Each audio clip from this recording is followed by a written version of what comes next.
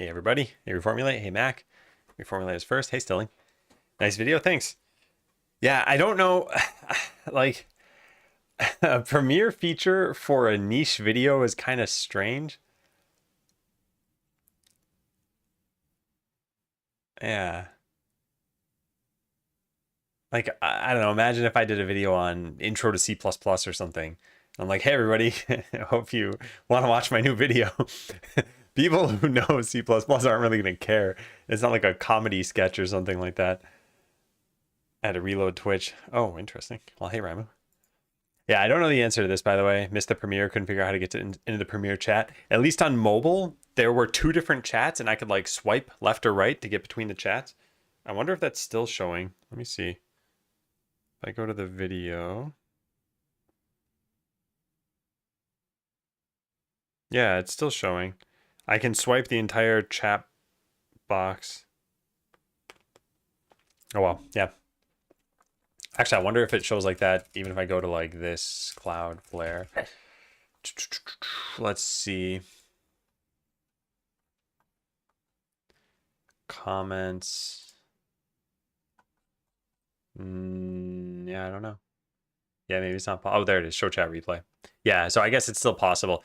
Honestly, this seems kind of stupid. And this doesn't even work, apparently.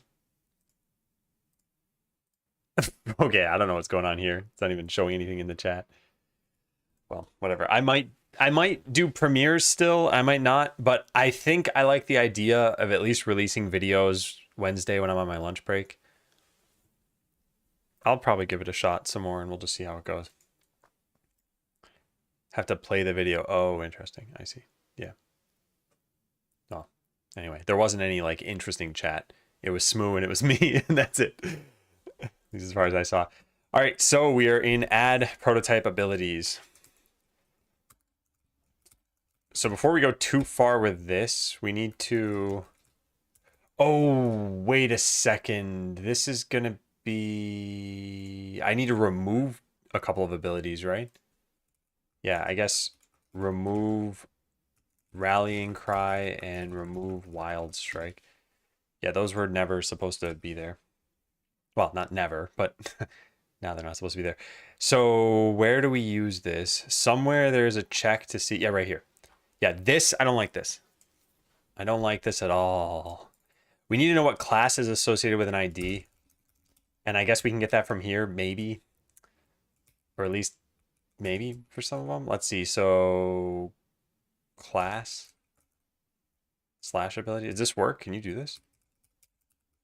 You can. What happens then? How do you use that?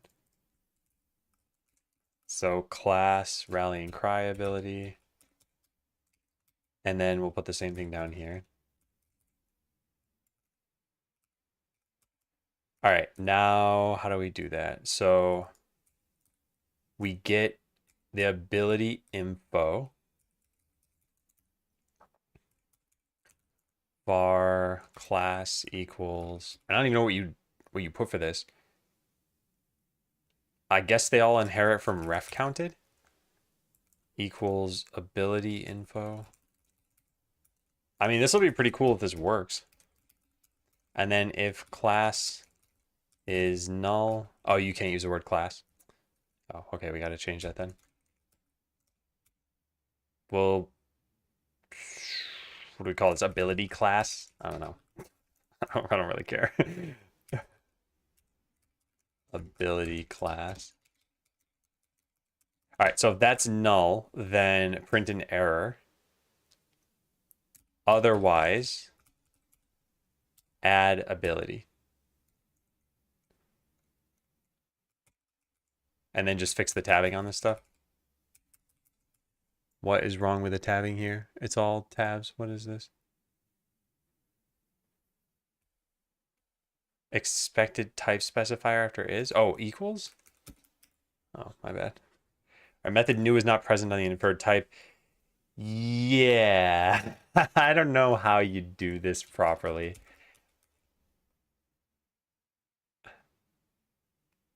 I wonder, does object have new? No. I think we just want to ignore this. Use the activator.create instance. Yeah, I think in other languages this is more supported. And here, I just don't know how we do the typing for this.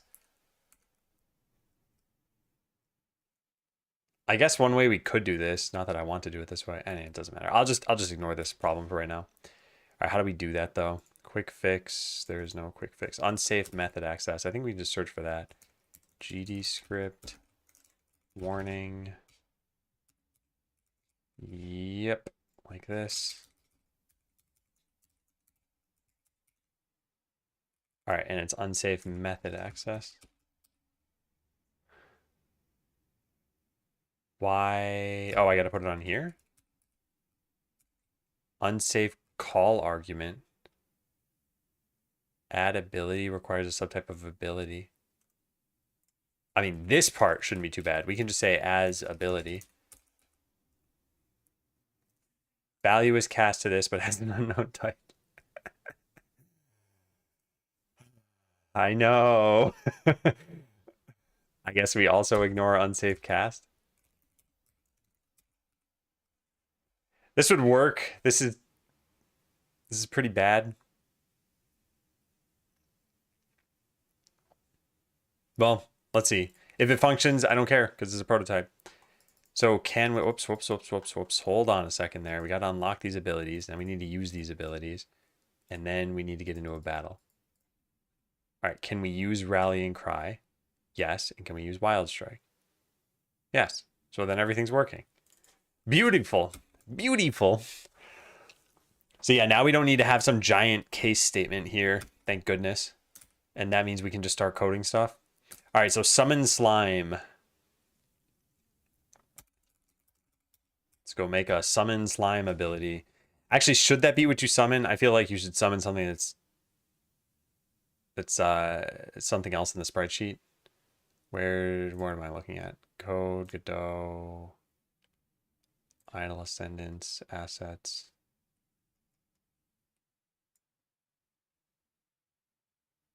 Oh, this is a mess. I just want to see the graphics. Show me the graphics. Here we go. All right, so what should you summon? It should be on the bottom half of the spreadsheet. A skeleton. That sounds good. You summon a skeleton or a bird. Summon bird. Should have a better name than bird. But yeah, summon skeleton. Sounds pretty good. Okay, so where are those graphics? They're below slime. Okay, so we got to look at the sliced graphics, creatures. Where is the skeleton?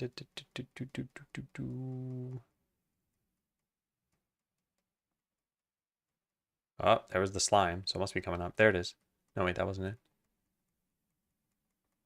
Where are you?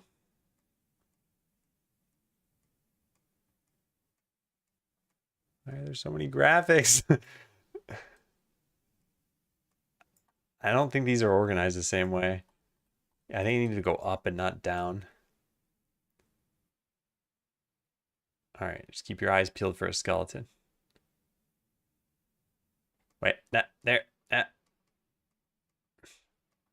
You, right there, 309. Okay, so that means the other one either needs to be 291. It is. Okay, so it's 309, 291. So let's go add that in. 309, 291, 309, 291. So 291, 309. So that is a skeleton. Cool. Yeah, nice. All right, now close out of that. Okay, so now we add in some new abilities. It's going to be summon skeleton. Summon skeleton. Summons a skeleton. All right, now we don't have the ability ID. Let's go add that in. All right, now how do we add a skill? It's pretty important that we learn how to do what I'm trying to do here. I guess we go to debug attack ability and just save this as something like summon skeleton ability. And then summon skeleton. Summon skeleton. What? Can't find summon skeleton. No, it's definitely there.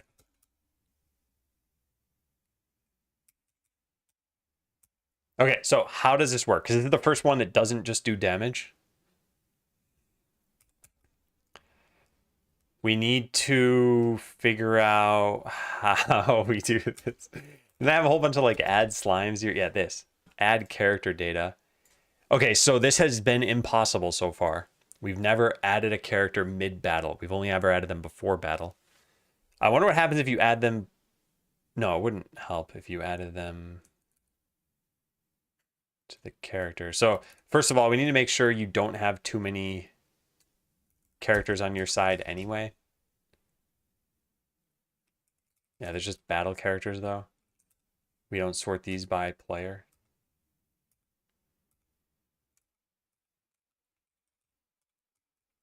Okay, so func get... How do I want to do this? I could just say like add character to battle, give it stats and stuff. Construct a battle character. Let's see how this was done originally, at least. It calls add characters to battle. We need to pick a grid spot and everything. Yeah, this is going to be obnoxious. Just absolutely obnoxious. I don't want to relay out the fight at all.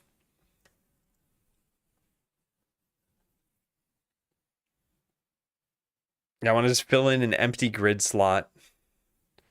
Yeah, this is going to be a mess.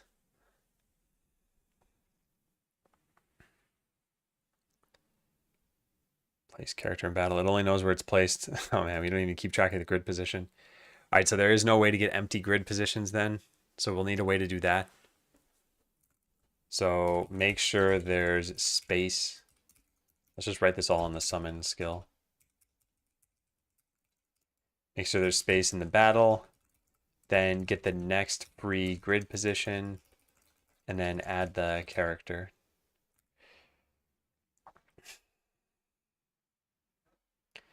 So all we really should be concerned with is just making a skeleton, right? Yeah, that's it. So how do we do that?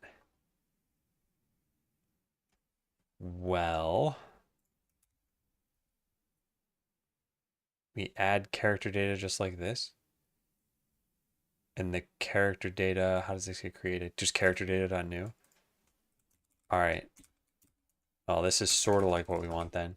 We want to say bar skeleton character data equals new. So we make a new character.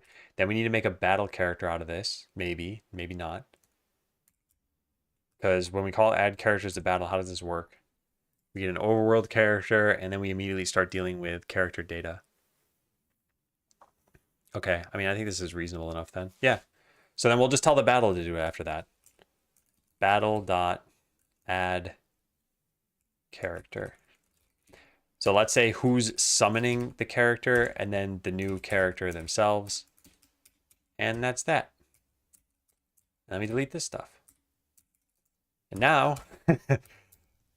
maybe this should be like add character mid-battle or something. I don't know. Do we have a function like this? Battle window, add character. No, we don't. But I guess it's pretty similar. So we're going to make add character over here. And this is going to take in the source of this thing, which I guess in this case happens to be a character. And then the thing that we're adding. So this is the source.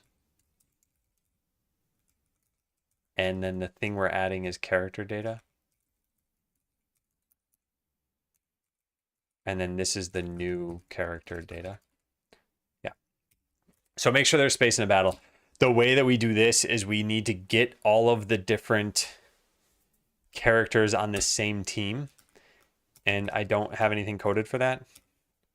So I guess what we say here is if target type equals ally.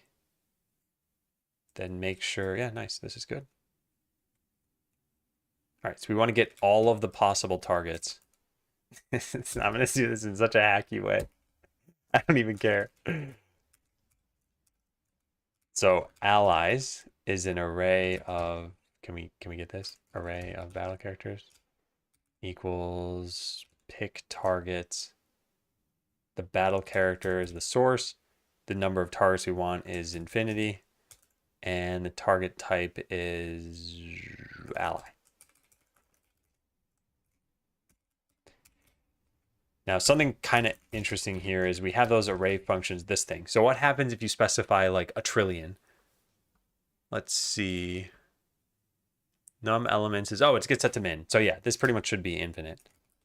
I'm just going to set it to a really large number for now. I mean, the largest number it really can be is 9. So setting it to something like 1,000,000 is already way higher than it needs to be. So we get all your allies, and then if allies.size is greater than or equal to 9, then just return so you don't have space. And then we get the next free grid position. This isn't even possible. So should we store players differently? Like, should we just keep track of things in a grid? Like you have an array of 3x3, and that way you can always tell, is there a slot available? It would make things a lot easier for checking later. Alternatively, we form that array by keeping track of where something was in a battle. Things don't move once they're in a battle. Like, there's nothing stopping me from just saying what position a battle character is at. But we do make these in multiple spots. But yeah, I could just initialize them with a grid pos X and Y. Then iterate over these, but they need to be sorted.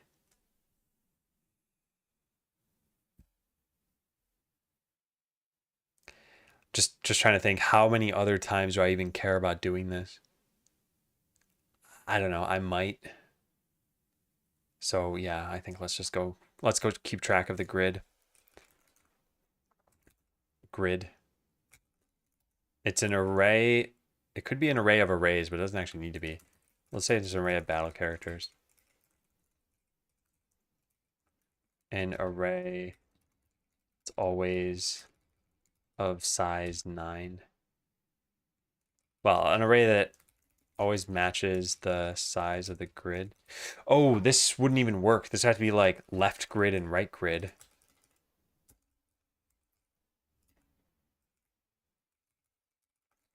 Arrays that always match the size of the grid.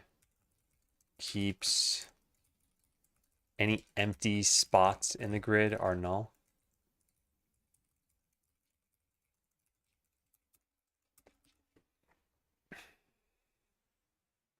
This is pretty stupid. Yeah, this is pretty stupid. I think I'd just rather have a way of forming this.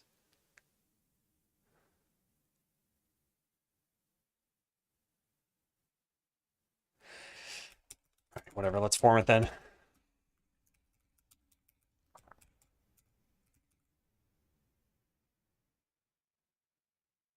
So what are we going to do here? Want to figure out your grid positions? So like,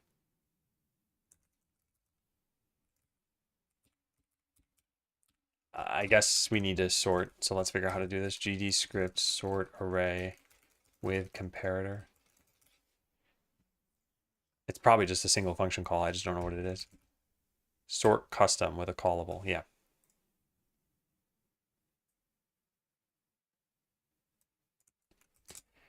Okay. So allies.sort custom. Am I not later going to have an issue with a decaying character? Oh, yeah, they just disappear immediately. Are you saying like, the character takes time to die or something? Yeah, for now they'll disappear immediately. And maybe there could be something like if a character is in the process of dying, they can't be summoned over.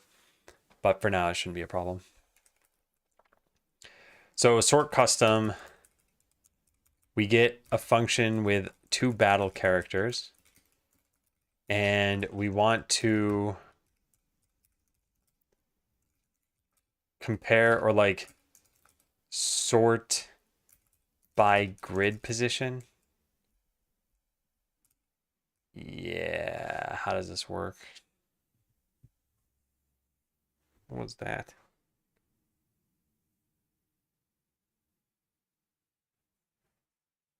I felt like there was something sharp on my desk. So there's no such thing about grid position. And hopefully the actual positions of the characters doesn't end up mattering too much either, or else we're going to run into a big problem here. So we're just going to say A dot position. What we care about first is, okay, how does this work?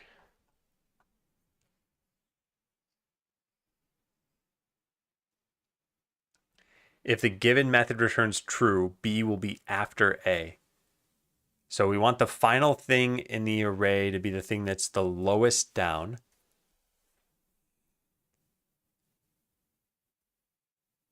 So if A dot position dot X is,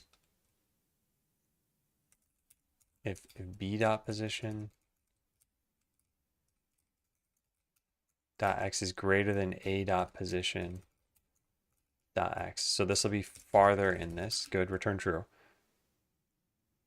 No, that's not necessarily true. It's Y. Y is what we start with. If you're further down, then you're always going to return farther in the list. And then if you're further to the right, if B dot position dot Y equals A dot position dot Y and X is greater, then return true. Okay, is that everything? So if you're on a lower row, you're going to have to return later in the array. If you're on the same row, then it's just if you're in a different column. Otherwise, it must be that we return false, I guess. Could also convert these to an index. Yeah, that's true. That'd probably be a lot better. I guess each character could just know its position. Yeah, that makes this a lot simpler. Yeah, sharp like a cat claw. That's what I was wondering. Is it a cat claw? I couldn't find anything though. All right, so we get a grid position, but this is just what, an X and Y coordinate? What is this? Advanced grid position? Yeah, so this is always in this. Where is init? Here. And this should only ever be called twice, right? I sure hope so, but I only see it once. We don't track a grid position. Place character in battle. Oh, wait, do we really only do this once? Oh, yeah, we only do this once. Okay, well, let's just put it here then. All right, so your index is going to be grid position dot y times 3 plus grid position dot x. And let's just make sure that's correct. So x equals 0, y equals 0. And we have this thing here. So this is going to be 0. And then as we move forward, it's 1 and then 2. And I'm only going to do one more of these. So this is going to be 0 and 1. And yeah, this should be 3. Yeah, good, perfect, okay. Let me find that. Yeah, thank you. I appreciate it. Divadan. Gift. Why isn't it tab completing your name? That's weird. Oh, is that an L? Oh, whoops. Devil Dan. Oh. I thought that was it. Oh man, darn it. Ungift.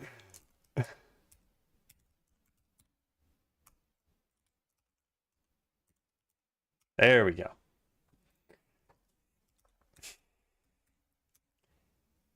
Okay, so who cares about this thing anymore? We need to go fix init. So this is the var grid index. Oh my god, I really can't type right now. And we're going to put this here. Grid index. This is going to be an int.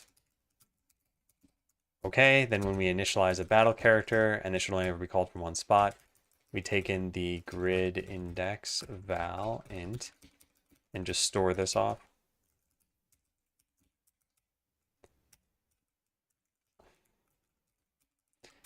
Good. Whoops, not with val.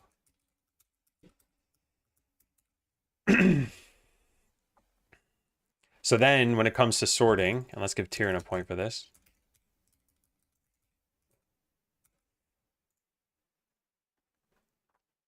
Okay, so then when it comes to sorting, we are just going to compare, where did sort go? Ah, there it is, sort by grid position. Yeah, when it comes to sorting, we're just going to compare their indices. So we don't even need a function for this anymore. So sort custom can just be 2 battle characters. And, oh, whoops. I guess I already had this written up here. A dot grid index.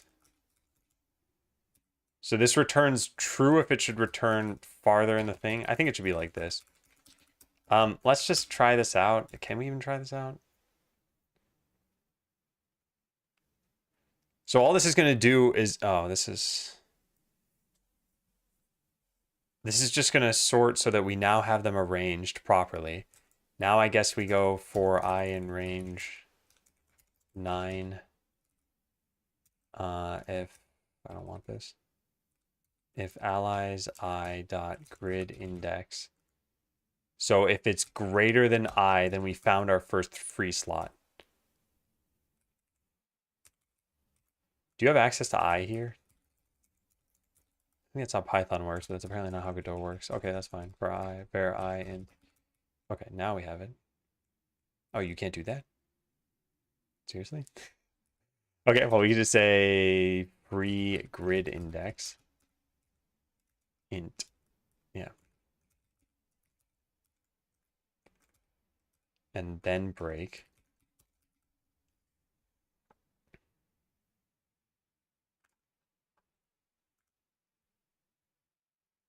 Okay.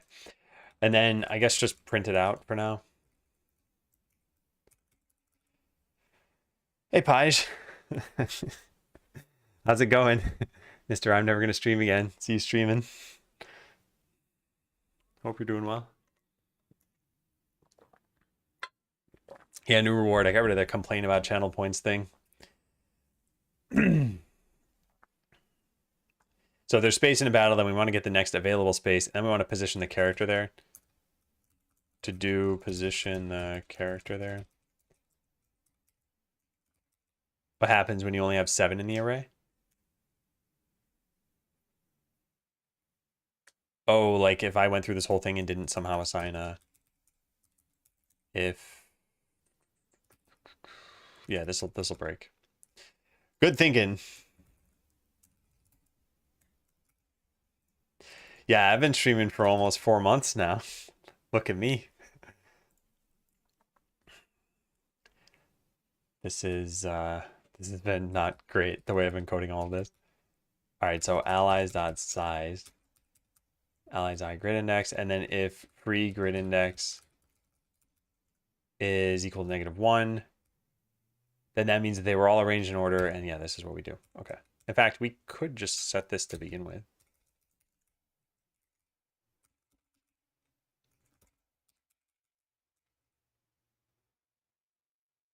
All right, yeah.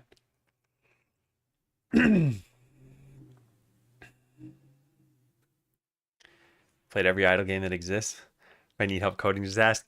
I mean, I'll need help testing. If you want to play the game, it'll probably be available at the end of next week, I'm thinking. It'll be a prototype, but we're going to do a fun test for everybody. Has no static return type. Okay, yeah. Cool. Okay, so now it's going to just say we don't have grid index. Yeah. That part's fine. That shouldn't be an issue. It's right there. I know it's there. All right, so then position the character there. This is a problem because even if we have the right grid index, we need to be able to position them there, and I just don't have a good way of doing that, I guess. In fact, maybe I should have just done... I should have probably just done this by index the entire time. Oh, silly me. All right, so how do we do this then? I think we're going to need to convert quite a lot of this. Place character in battle. We pass in start X, start Y, and then the grid position. Character data and is player. Can we just call this? That would be great. I don't think we can just call this. I also don't know why we take in the overworld character. Why do we do that? because we initialize a battle character with an overworld character. Okay, that's fine. That should be easy enough. We just say source dot overworld character. All right, what are the other arguments? Start X and start Y. This is stupid. Yeah, this is stupid. Why do we even pass this in if it's not even used here? Yeah, why do I pass this in? I think we just remove this and put this down here. Then we delete these things. Delete. Delete. All right. Float was converted in. Yeah, I'll need to fix that eventually too. Okay, so grid position. Grid position, we need to now pass in over here a vector 2 of the index %3 and then divided by 3. Is that correct? X is going to be percent. Yeah, y, yep, this is right. And then finally the new character data and source size player. All right. I think this is all good. I think it'll work. We need to test this. Remember my bot battle feedback or whatever that game was? Yeah, whatever that game was. Who cares how much of my life I spent on that game? Just whatever it was called. No, I don't recall your feedback, to be honest. But I'm sure it was glowing and very helpful. But this game should be much more approachable. I think it should be pretty easy for anyone to give feedback on. Really dig the last video. Networking has always been something I don't particularly enjoy. Well, I'm glad you liked it. Yeah, and Cloudflare Tunnel has helped a lot. Oh, hey, Cot. Welcome back. Yeah, thank you. Sorry, I didn't see you on YouTube until 4 minutes had passed. Yeah, I do end up using Cloudflare Tunnel, and I thought, oh, this will be easy to do a video on. Well, it wasn't that easy, but I did it, so it's done now. All right, so here's what the problem is. There's no way to use Summon Skeleton right now, so we need to make it so that that's all we can use. So we need to go into wherever we gave slash ability. Oh, also, we don't even really need to do things this way. We could have just said what your starting abilities were. I'll just write this here make the starting abilities just be IDs and then instantiate them later. So we're going to give you one ability. No, I guess wait, could we do this? Let me see what happens when you give someone the same ability 3 times. Summon skeleton.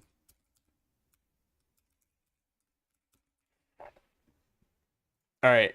Will it work? Oh, wait, no, it's impossible for it to work. We have 9 slimes on our team. We need to get rid of the slimes.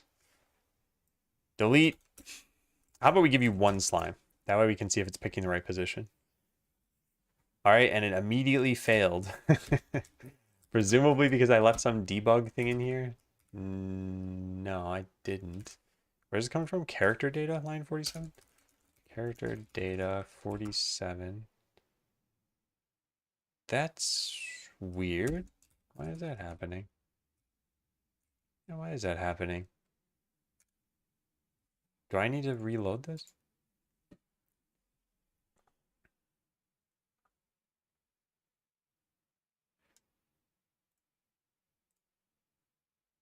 That fixed it. And it broke immediately.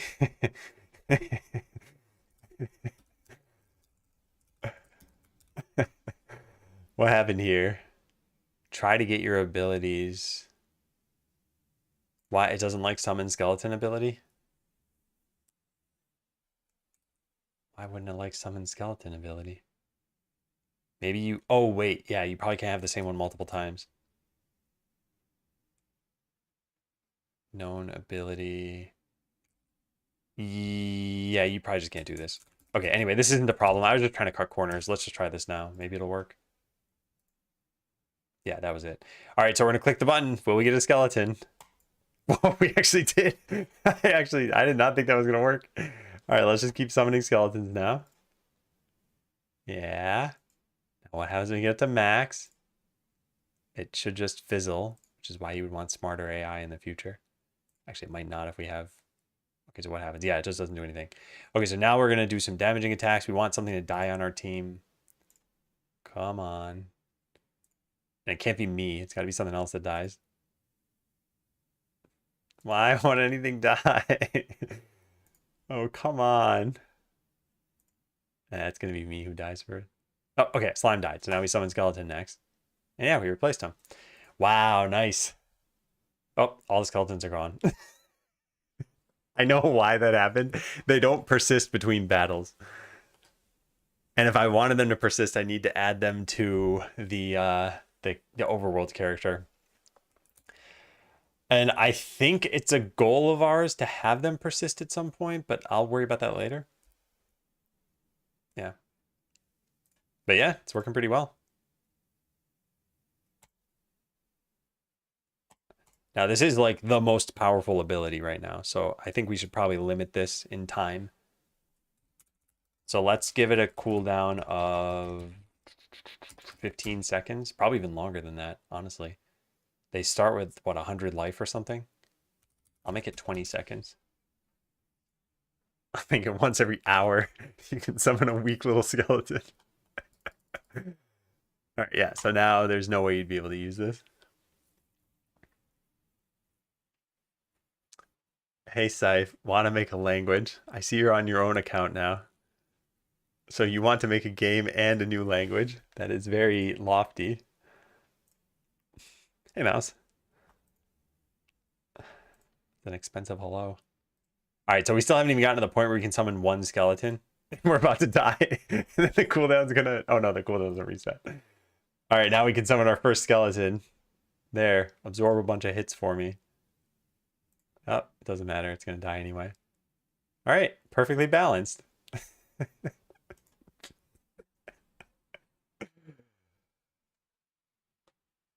Hey, Darkstorm.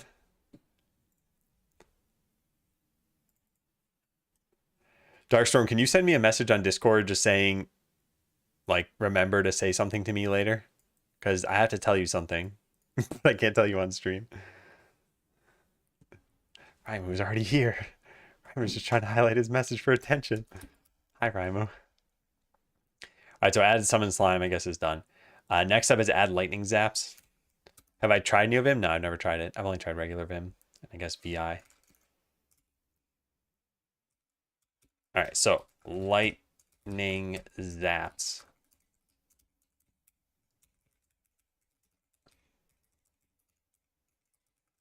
This is one of the dumbest names, but whatever.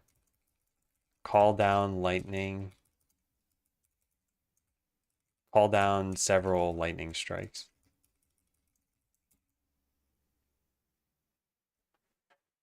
Can I message you something cryptic later that you can't say here? I want to be special too. All right, this is one that's only going to make sense to you. All right. There you go.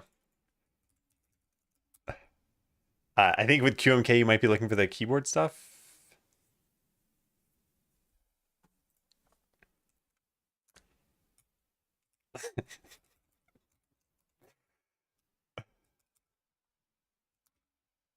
Okay, yeah. So what is lightning zap supposed to do? I think it's just zap a bunch of enemies. Where did it go? Where's my design document? Did I close it?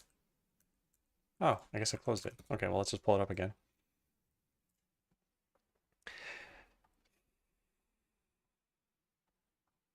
Here it is. Shoots one lightning bolt at X enemies. Can pick the same target multiple times. Okay, yeah. So this is pretty straightforward. So we're going to go take debug attack ability and just save this as lightning zaps ability. Okay, lightning zaps. Does it not automatically fill in? It doesn't. Maybe, Tulus. Maybe. All right, so we'll just have it pick one enemy, but many times. So for eye in range, let's have it be 5. So right now it's just a better sweeping arc. Yeah. All right, now can we give that to a character? Let's delete this. There we go. And then lightning zaps. I don't get it. You lied about never returning to streaming. You said it was supposed to be cryptic, and then even you didn't get it. What's the point? This man's ruining the stream. All right, this is actually still not found. Uh-oh. This means I must have messed something up. Oh, I called it Lightning Zap's ability. I didn't mean for that. Wait, did I mean for that? Maybe I did mean for that. What did I call the other ones? Slash ability? Yes, I did. Okay, so then never mind. I should have changed this. That's your superpower? Yeah, I forgot the ability. Yeah, I just realized that. Okay, so Lightning Zap should zap 5 different enemies. So let's try it. Or no, not necessarily 5 different ones. It should zap 5 times. So you know what'd be kind of cool is having this do 50 times. All right. The zap. That is pretty cool. I win. No one will beat me in my lightning zaps. That's a powerful ability. Actually, that would be kind of cool as an ability. Deal 1 damage like 300 times. Tell me your thoughts on ergonomic keyboards. Where do I begin? I think maybe 40 years ago, when gaming was just getting off to a start in the household, and I don't know where I'm going with this. I think every once in a while about a thing you asked a long time ago, Paj, you were like, can you explain your coding to me in League of Legends terms? Because you didn't know coding and I didn't know League of Legends. And we both got dumber that day.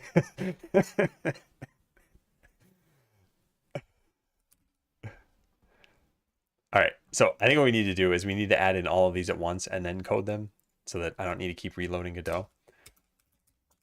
So let's go do that. Let's go add in boulder ability. Should probably call it something else.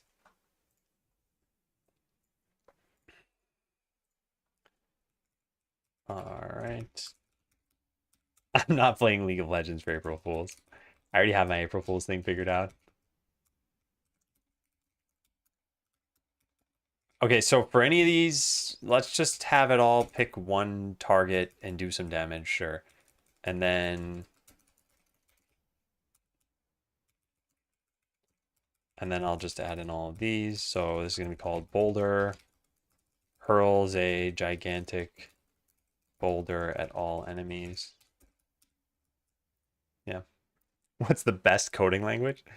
I don't think of it in terms of what's best. I think as long as you have static typing, that you're like leagues above half of the coding languages out there. And then from there, it all depends on kind of what you want to do and how you want to do it. All right, so we need boulder. What are the, let's just copy paste all these. Oh wait, we only have 3 more after this.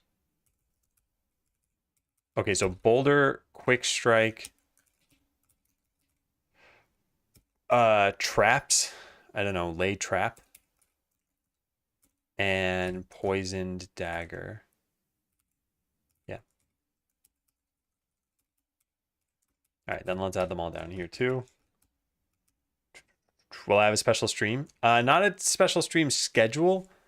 Oh, did I write this in here? Yeah, I wrote this in here. I want this time to be... I'm not going to do this. Anyway, yeah. On Monday at 10 my time. So just to be clear right now, it's 1:42 my time. So like 3 hours and 42 minutes ago. But on Monday, be there. We're going to play a game that I haven't even coded yet. And it's going to last for 10 minutes. And that's it. And then we'll never play this game again. So you will only find out the rules on that day. And it'll probably be a fun time for me, but not for anybody else. Yeah, I haven't coded it yet. That's why I'm taking tomorrow off of streaming, because I gotta code it. And yeah, a roundabout way to describe the time, because everyone's in a different time zone. So this is at least maybe a little bit easy. Yeah. All right, so boulder, quick strike.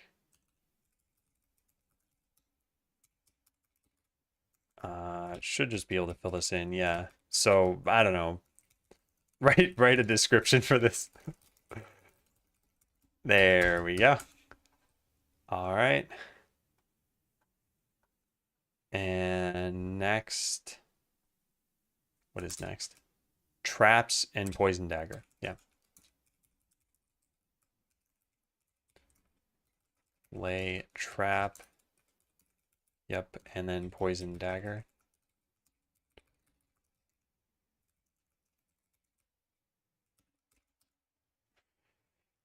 Oh, wait. Oh, never mind. If you're adjusting it, never mind. All right. I think it's in the news somewhere on Discord with an actual timestamp.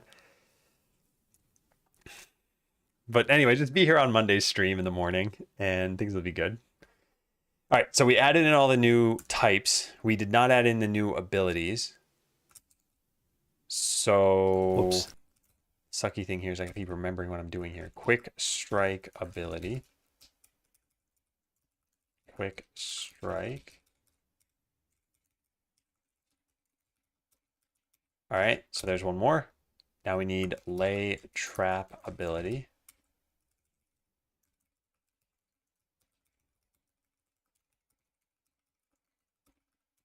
Okay. And then the last one is poisoned dagger ability.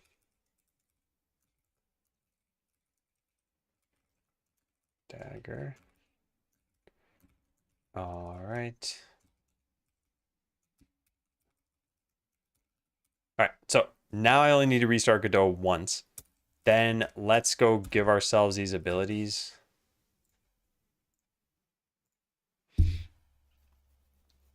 10 minutes out of office going. Is there a shield bash or shield slam or some sort of way to attack with a shield? There's no gear in this game. So I could make an ability called shield slam and it'll do whatever you want it to do, but whether it uses a shield is up for debate. Okay, good. So now we're going to add in new abilities over to here. So these are going to be, and we're just making sure that this is connected correctly. They haven't been coded yet. So boulder, quick strike, and poisoned dagger. Then we need to write the word ability in all of these. All right, so as long as those all do, I think, what, 5 damage, 50 damage? It doesn't really matter. All right, so I click this and we do 5 damage. I click this and we should do 5 damage. And I click this and we should do 5 damage. Yep. And the reason you're seeing it twice is because I have a slime on my team. And then there's one more ability, which is lay trap ability. So again, just making sure all the types exist in the game. That's all we're doing right now. Oh, just bypass that completely. There it is. Cool. So now we can go code all of those abilities. We made lightning zaps and that one was proper. Boulder should also be pretty easy because all we need to do is that and we're done. Except for I typed it wrong. There, now we're done. So boulder always hits all 9 enemies. Oh, except for, oh, there it is. Click. Nice, yeah. So it hits all 9 enemies. That's finished. All right, what was the next one? So as far as I'm concerned, that's done. Quick strike, what is quick strike supposed to do? Weak, direct physical damage, single target, no cooldown, decreases time until next turn by X%. Okay. Quick strike, no cooldown, decrease time until next turn. So the only way to do this is to see how use functions. So dot use. Here it is.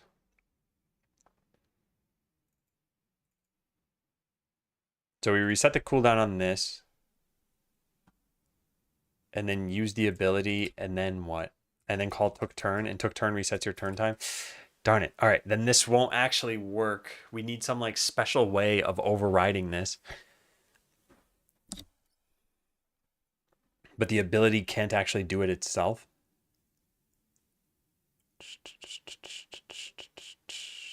I mean, it could give you a buff that gets consumed on the next tick that lowers your turn cooldown time, which is a pretty weird way of doing things. Or I could just hard code something that says like reset bonus. Ugh, no matter what I do here, this is going to be a hack. Almost to the point where I wonder, should I even code this or should I code something else? Like, does... Yeah, should we just code something like Fire Blast?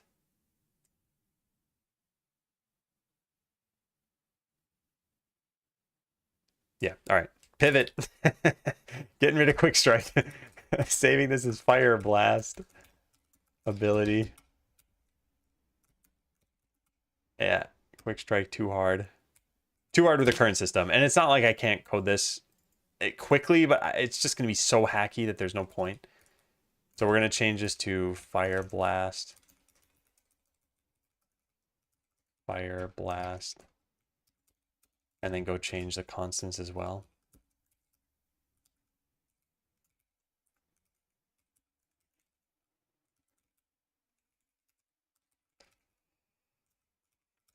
Cool. Then let's go modify this to say fire blast. What's the elevator pitch? It is in here, but I'll just tell you what it is. So this start, whoop, hang on a second. Am I still trying to use that here? Fire blast. This probably won't work without reloading. Oh, it did work. Okay, yeah. So it starts out and it's like an old school RPG. You've seen this already, like the battle system that plays out. But then the very first skill that you have to get is to automate your character. So you put points into automation, and then now you are no longer controlling the battles directly. They're just playing themselves out. So that's what makes this a semi-idle game. And then you're controlling like which skills do you have and where are you fighting, and you know, you're managing your different characters that you have. So that's the general idea. What you see in the game is pretty much what's going to be there for the prototype. So like I'll add in more content and everything, and we'll just kind of see, is this a good foundation for the game? Will you be able to stop the automation at some point? No, I'm not planning on it. So to some extent, it's kind of a little bit of a gimmick. Like, why even start you with manual control if you're just going to automate it out so quickly? And yet, I think it'll be fun. And so we need to see how it works in practice. It might be that it's just totally pointless. And like, why even have these buttons here? You know? Or it might be the other way. Maybe people say, yes, I do want to take manual control over something, and I'll plan out the battle. And maybe it's a mix. Maybe you can control what ability is going to be used by clicking one of these. What am I aiming for? You said there's no equipment, so what's the progression factor? Leveling up, getting new skill points, you know, placing your skills. Yeah. Where will it be available to play? It'll be on itch. So it'll be a web game that you play. I think this is a bug, by the way. This is always dark green. And I think it's because you can't have abilities with 0 cooldown, probably. I gotta think. What language is this? This is a GD script. Yeah, I'll probably just write this down in like post-prototype changes. I don't think abilities with 0 cooldown work correctly.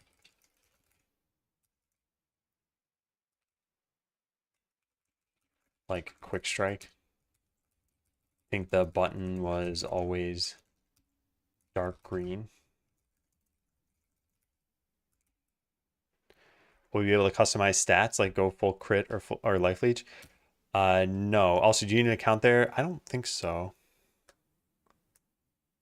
So, Pige, like I said, what you see is already kind of what the game will probably end up being, or like close enough. There are going to be some other things that let you control some of the builds. So like I'll have a player-wide skill tree eventually where you will be able to do a little bit more about modifying stats, but it probably won't be too significant.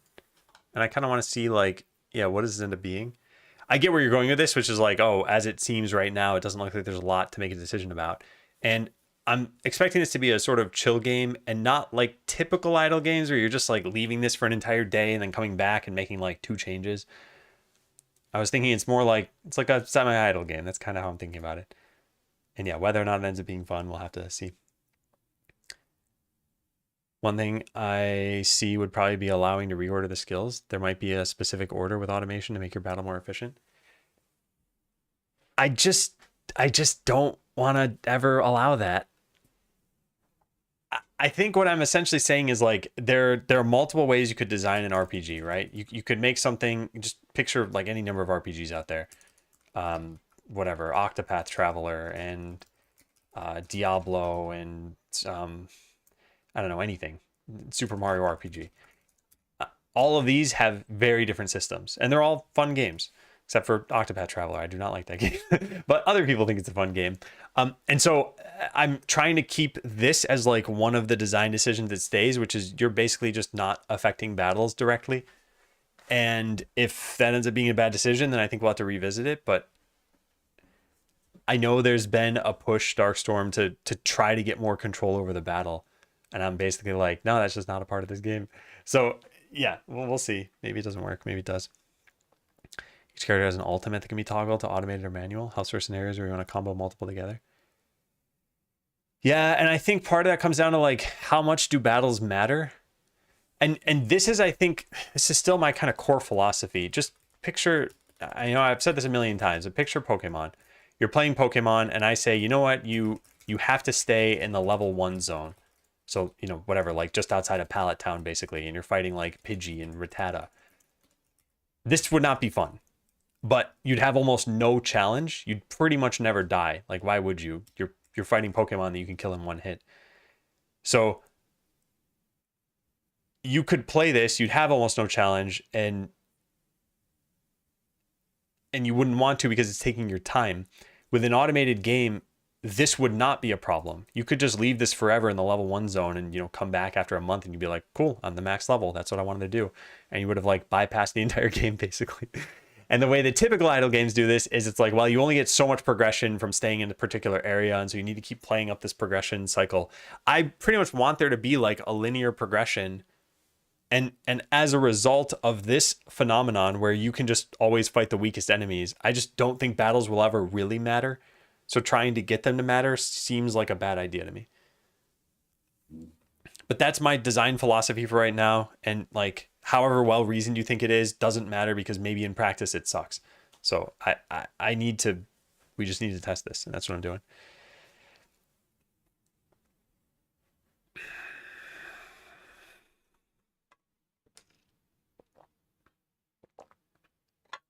When I'm done with the prototype, when are you done with the prototype? And we'll move on to the real thing.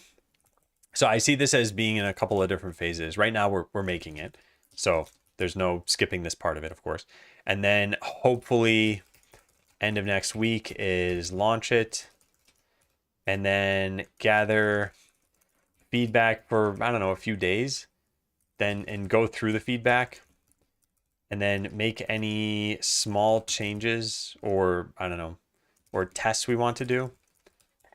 And if all of that goes well, then yeah, pursue the real game after another, I don't know, week or so. Like, I want to take a bit of a break, I think. That's the general plan. Multi-target skills will activate when only 1 to 3 enemies are still remaining, or will it be a little smart selection? For the prototype, it's just going to be random. But for the final game, it'll probably have like some smarts, but it won't be super smart. So, for example, if your AoE ability would kill something, but anyway, there's like a whole lot that goes into this, and I just don't. It's not going to pick like the best decision every time. It's also not really a goal. Yeah, that is why a lot of games use exponentials for that. And also, this is where you start getting into the problems of the idle genre, I think, which is once you get into exponential growth, you need to start.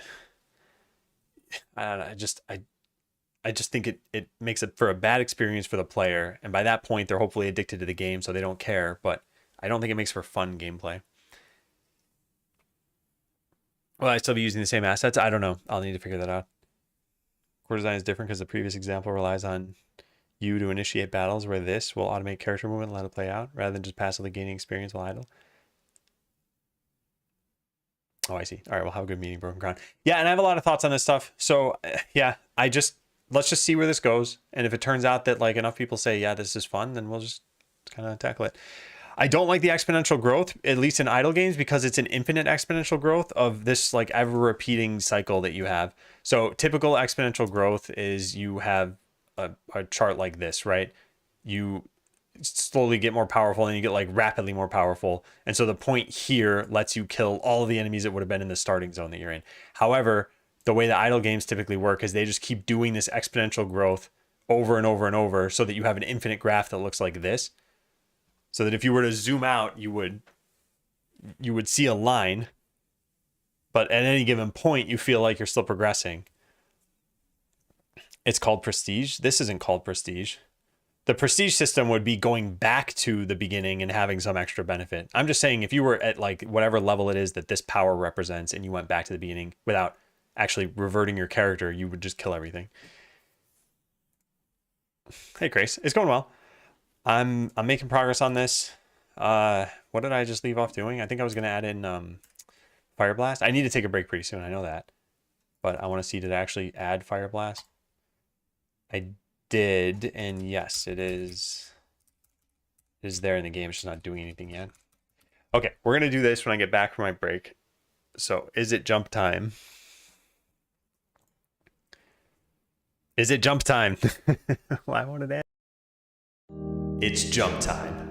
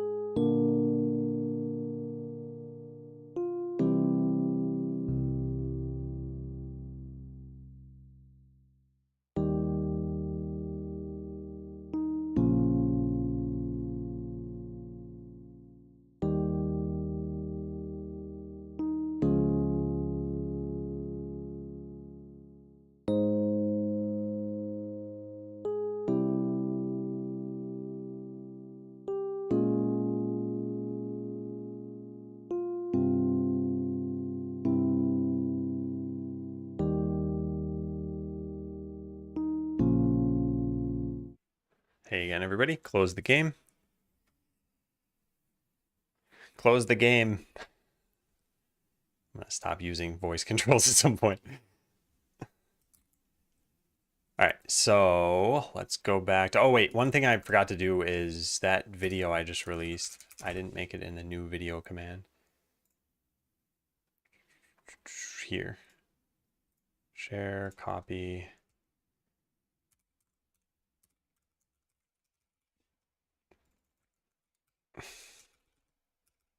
Nope, did I not copy? There we go. All right, new video I'd like to highlight is from Tuesday, March, what, 26th? Super simple tutorial on Cloudflare tunnel. Ecom, new video. There we go. Minigame was cool. Yeah, thanks.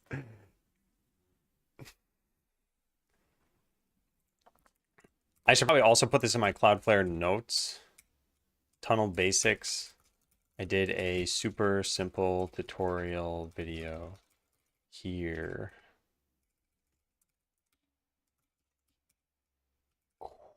Cool. Well, yeah, I guess technically it is Wednesday. I recorded it Tuesday. By the way, Calic, you're the reason I released it on Wednesday. I couldn't find you on Discord to be able to ping you, but I took your suggestion. But yeah, let me update that command. Wednesday.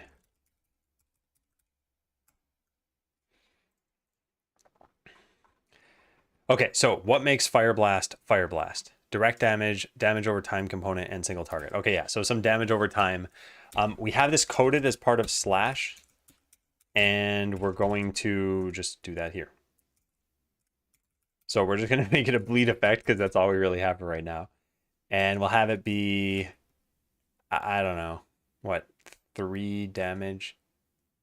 Oh, is that how this works? That's damage per second and then over how long? Yeah. Maybe 2 damage per second over, I guess we might as well write damage here. And then var duration float equals, it's gotta be something like moderately long, 8 seconds. That's an extra 16 damage though. I feel like there should be like 0.5 damage. It should add 4 more. Yeah, neat. All right, that's it. All right, let's go test that. Oh, and to make it easier to tell, let's get rid of that last slime that we have. Yeah, go away. Go away, Slim Slam the slime. All right, we click Fire Blast, and we should see it tick for half a damage. Yeah, look at that. It's such a tiny amount of damage. But if it stacks on the same target, then it's doing more, I suppose. Yeah. Okay, now let's level my character up like a million times so that I have enough life to actually be able to do this fight. There we go.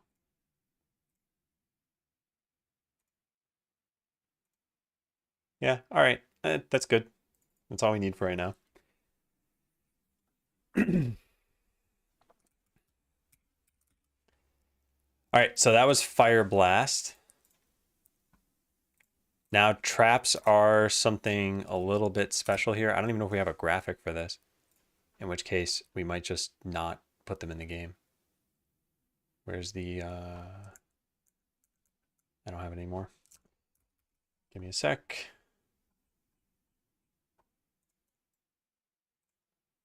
Okay. I mean, we could use the mimic over here. It's not really exactly a trap the way I was thinking about it.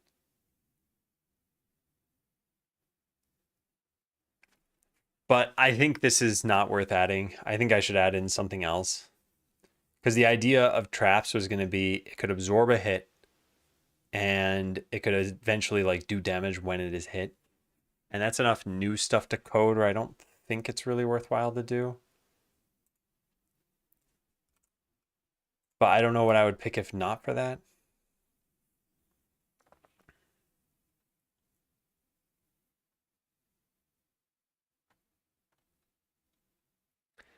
I guess let's just start with 7 abilities. Or we add in something like Wild Strike, I guess. Take bot land. Yeah. Man, I don't know. I don't know how I feel about this. The other thing we could do is just make it so that the I guess you're laying a trap and then we cut out the AI for the trap essentially. So it's just absorbing hits. So it's a summon that doesn't do damage. I wonder how hard it would be to even do that. I guess in character data, we just make it so that your, or not this one, battle character. We make it so that your reset time is like infinite.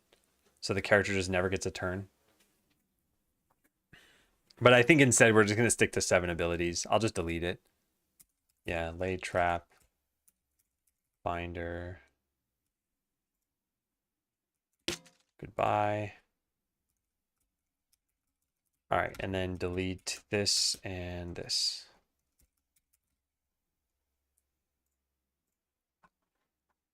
Okay, so traps, we're canceling this. Canceled because I don't want to make custom AI for this just yet. And who knows, maybe this is something I do off stream at some point. I don't know.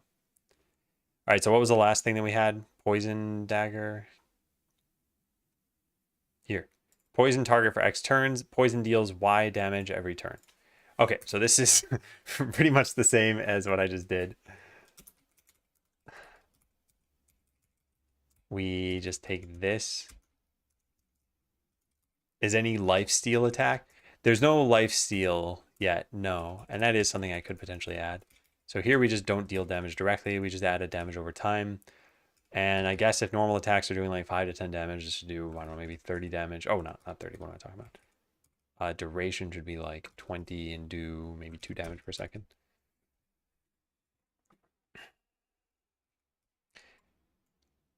All right, now what is it complaining about? Oh, that this is tabbed in. Okay, there we are.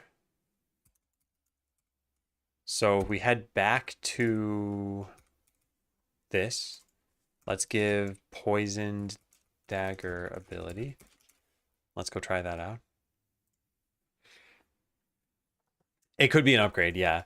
And I think I wanted to make an entire character class based around that. Okay, so this is taking 2 damage per second. My character's going to die pretty quickly. Yeah, so let's level up my character there. And level them up again. And that way we get to see some of this damage over time actually work.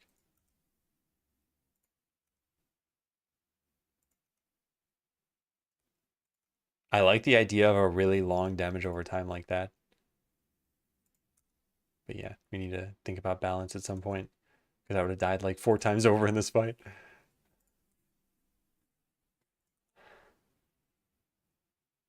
Huh, neat.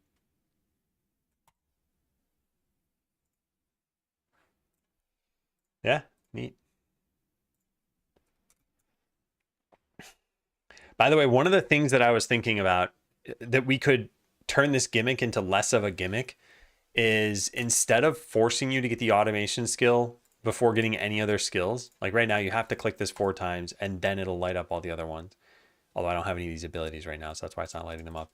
But instead of requiring that, we could just intersperse it. So it's like you have to get the first point at level 5, you have to get the second point at level 15, and the third point at level 30 or something like that.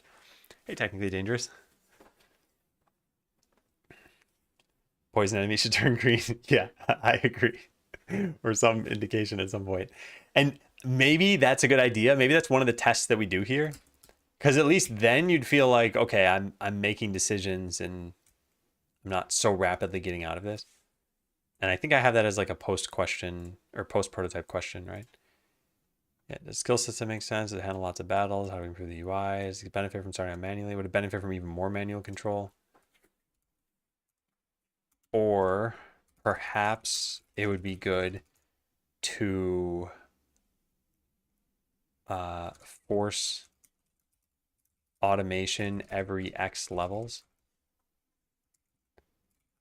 So for the first couple of battles, you're at 100% manual control.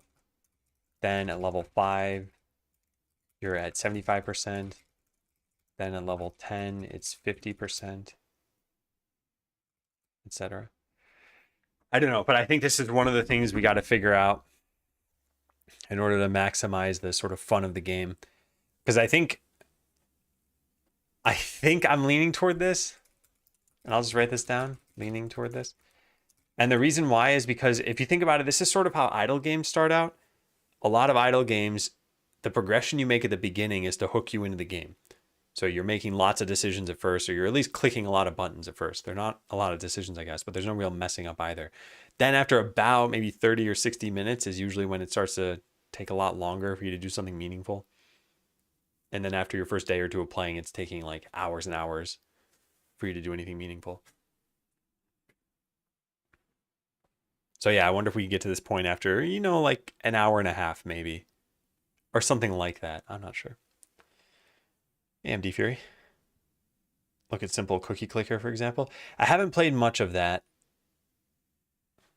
But yeah, I think that game starts out with you having to click for every cookie that you get, and then you start automating it, but it's still better to manually click. Taking you over to 33 years to do anything meaningful. Could be.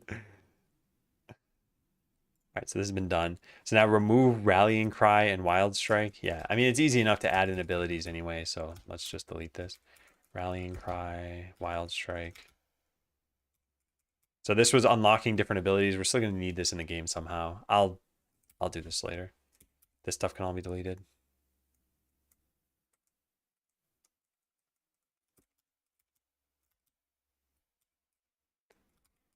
Yeah.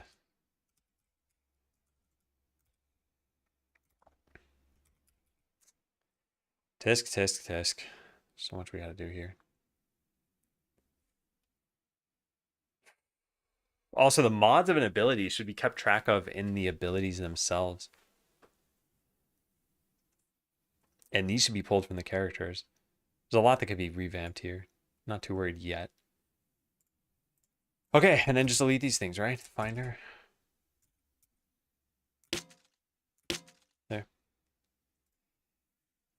Each automation level reduces cooldown, so we feel better even without playing the battle. Yeah, I'll just copy paste that in.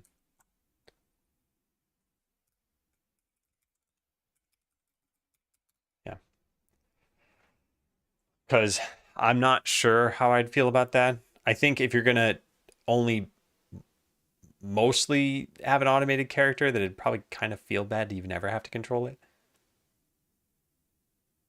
So maybe you go from like 0% to 20% to 50 and then to 100. So you're doing it in much bigger steps. Anyway, we'll see. See how that goes. Okay, so as far as I'm concerned, these things have all been done, right? Yes, and yes, and yes. Okay, next, make it so that a character starts with a unique set of these. So in the case of the warrior, I guess let's give you the 3 abilities I had planned for the warrior. So we'll just put a var ability IDs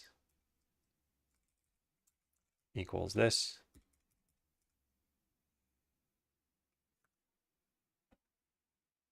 Yeah, so delete this. We need your character to have more life for sure at some point.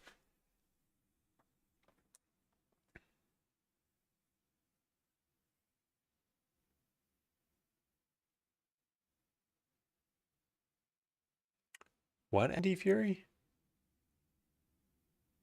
This sounds like an AI message.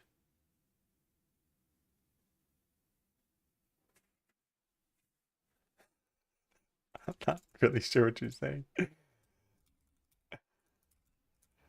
All right, so we want slash sweeping arc and crush. All right, so that's for the warrior. Actually, let's just do match character class. Does it not? It should know what I want. Yeah, there we go. Okay, cool.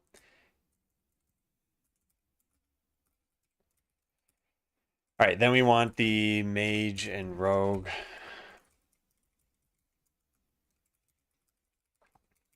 All right, so mage gets fire blast,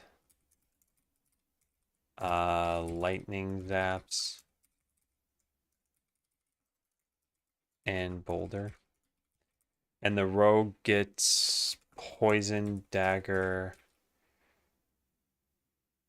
Oh, there was a summon skeleton. Someone's got to get that. Well, I don't know where we put that. Also, this should have been sweeping arc. Yeah, whoops. Okay. So let's maybe I just shouldn't call it the rogue. Maybe it should be like the necromancer or something. I don't know. Let's give you this and summon skeleton. And what should the last one be? The last one has to be a copy of one of these other ones because I don't have any other abilities. Yeah, let's go with lightning zaps. Sure. Whatever. Okay, now it says it can't find fire blast. I think because I added that in later. Okay, empty fury.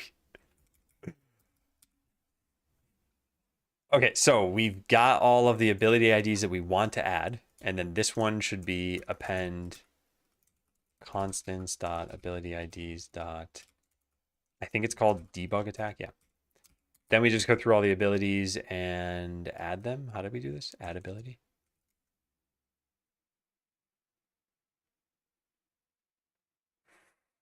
For ability and ability IDs. Add ability. Oh, all right, this is a little bit annoying, but it's that. And then, oh God, this stupid thing. We gotta ignore. I wonder where'd I add those warning ignore things here? Yeah. I want to take in a ref counted and have it construct this thing for me and just have that be somewhere. Can I do that in constants? This doesn't belong here, but func construct ability. And we put that here. This returns an ability. Beardage, welcome back. Thanks for the resub. Still working on this game. But it's going well. Okay, so this is what I wanted here, and we just delete the rest of this. Does this look good? And we just say return this.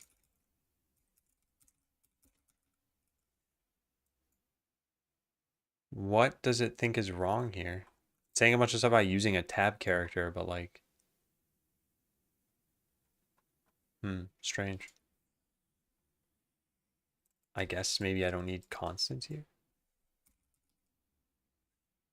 What? It says use tab character instead of space. But I thought you could mix these. I guess you can't. All right, well, fine. Convert spaces to, there we go. Not all code paths have a return value. Yeah, this should just be a, sure, return null. Doesn't matter. Hey, Ms. Lily. All right, so now we can keep this to a spot where we can ignore errors from. So here we just say var. Actually, how do I want to do this? Ability equals constants construct ability ID. This may not exist. Unused variable. Oh, no, it went away. Okay, and now we can delete these things and there won't be an issue. Oh, come on. Not present on the invert. Oh, that's not a problem. Whew, we're getting there. We are getting there. All right. And Canhorn, thank you too for resubbing. Half a year.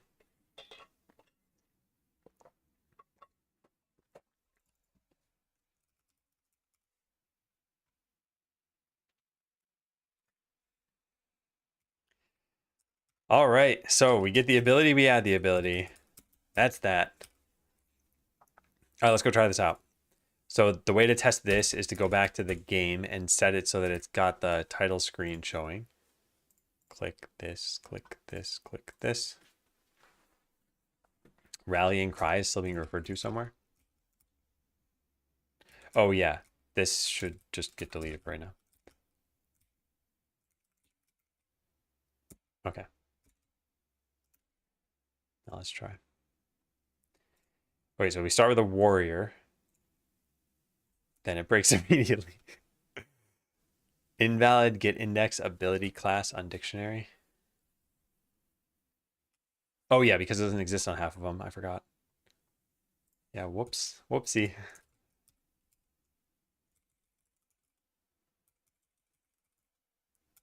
Well, at least AI can fill them all in for me.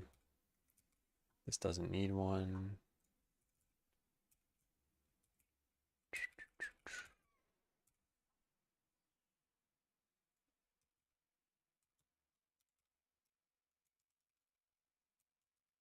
Cool. Yeah, nice. I don't even have to type anything in. Well, that saves some time. No idea what I'm watching. I'm glad Adam's having fun. Watching me make a game. All right, now why did this fail? Skill tree. Oh, yeah. Oh, man. All right, there's a lot I got to change for this, huh? So the ability IDs that exist in the tree, I guess it should be every ability and maybe just in different orders. And then when you unlock these is going to change. So we just copy paste all of this stuff. And we put this in here. So you have these three. And this one exists twice.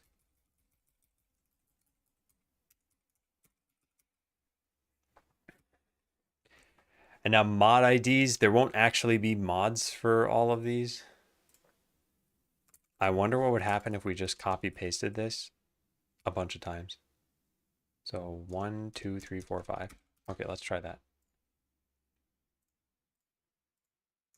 Hey, nice. Okay. So I should have those three abilities set: slash, sweeping arc, and crush. That works. Then the mage should have all the spell-based ones. Fire blast, lightning zaps, and boulder. Yep. And then the rogue is not really a rogue anymore. And it has poison dagger, summon skeleton, and lightning zaps. Yeah, and lightning zaps is still doing like 200 attacks or 50 attacks or something like that. So that works, but now the skill tree is broken. I in range 5. Why did I even do this? Skill IDs dot size. That worked, but it also like changed the spacing on everything down there. Oh, because I didn't have a closing parenthesis. All right, so now we'll have added every skill, but it'll go outside the bounds of the skill tree. Yeah. Half mage, half rogue. Magus. I'll probably just retheme it into like necromancer or something. And maybe even give them 2 different summons. Very lame, yeah. The skill tree, we'll just extend the background downward. There we go. And then move the error message down here. Cool. And so now if you don't select 3 skills, yep, there. All right, this is looking good. So make it so that each character starts with a unique set of 3. Make it so that each character can unlock any of them, although probably different levels. Yeah, so how do we want to do this? I mean, I guess we do this stuff here. And I just need to think of how you're going to unlock this. And it's going to be based on your class. So we'll say like unlock.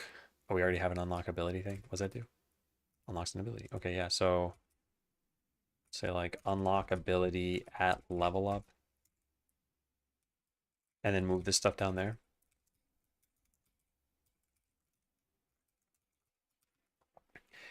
Okay, so we're just going to make a big switch case here on your character class. And if you're a warrior, then you're going to unlock abilities like this. If you're a mage, like this, and I guess the rogue being the last one. All right, and all of them should unlock all of the abilities eventually. So let's go into the skill tree. That's where I had all these written out. And let's just keep them there for now. So warrior starts with those 3. What should be the next one that it gets?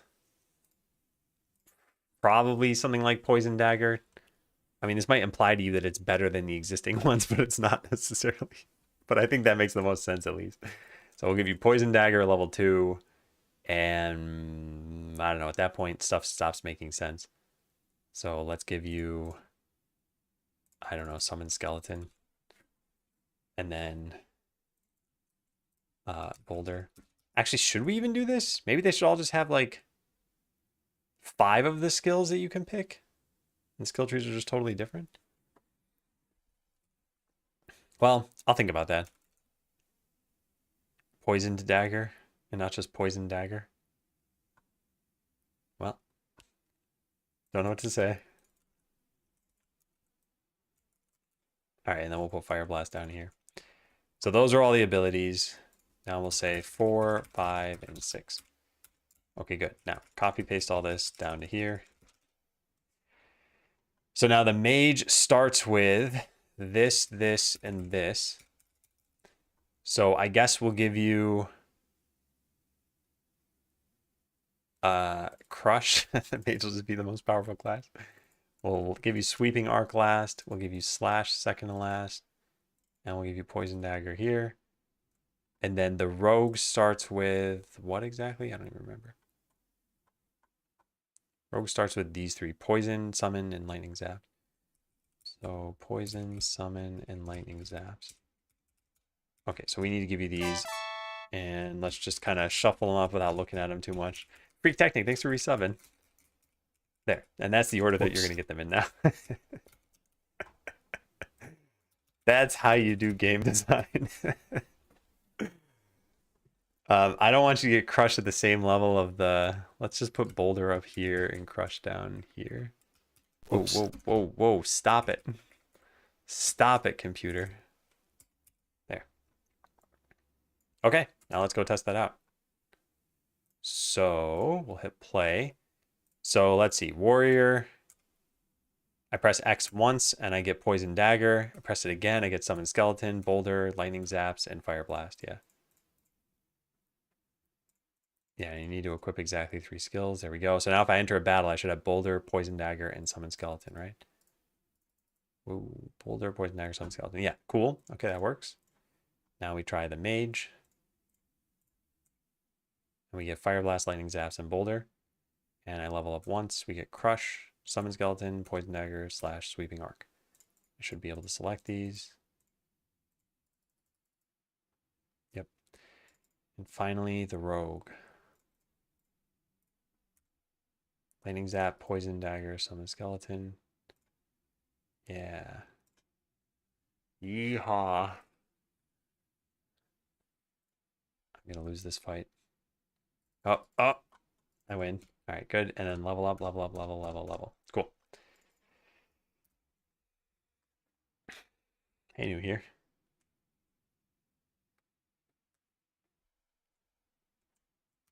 All right. That's good. Show the level requirements in the skill tree.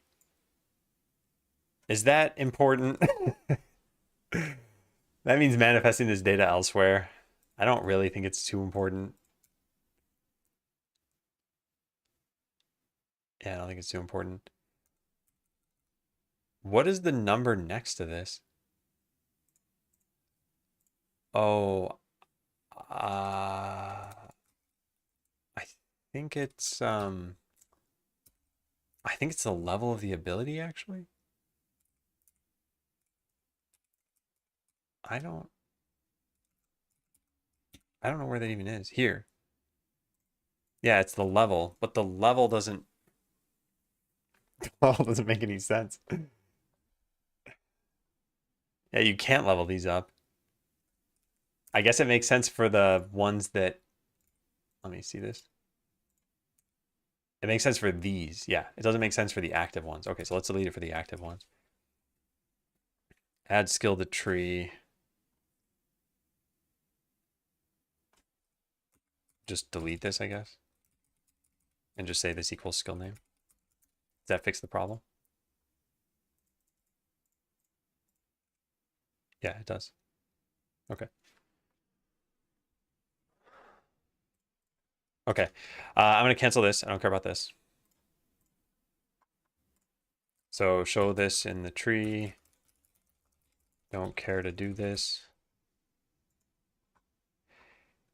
Okay, so now we got to add in a lot more content, class defining abilities, and 2 mods. So I think it makes sense to just redefine the rogue altogether, because this doesn't make any sense anymore, right? X% chance that any direct damage dealt is applied a second time as a damage over time. I mean, we could code it. I guess it's not a big deal. But let's start by coding the mage passive, which is reset cooldown, chance on any skill used to reset cooldown of all skills. And probably call this something like, I don't know, mental swiftness or something like that. I'm going to do it because who cares about naming things in a good way? All right, so how did I make execute? I did not make it properly. 0.2. Crush has that. Yeah, here it is. I just hard coded it into this. Well, that's all we're going to do for the mage as well. I haven't forgotten all the times you reached out and you were a good dude to me. One day when I'm rich and famous, I'm going to take care of you. Well, thank you, Paj. That's actually what I'm counting on in life, so please do make it rich and big. Hope you do well. Hope you do well the rest of the day. Hope you have a good day. And I do hope you'll check out this game. I would appreciate the feedback. Okay, so this is what the warrior gets, is execute. And in fact, let's write this here. Execute. This should eventually be in an ability or something. Yeah. No friends, thanks for subbing. Oh, I will and I won't be nice about it. Yeah. Totally fine. That's what I would expect. Hello. Okay, so we're going to go code mental swiftness. Chance on any skill used to reset cooldown of all skills. This actually doesn't have much of an impact in the game, I think. Cool keyboard, I need his name. It's a corn keyboard. Check out that command.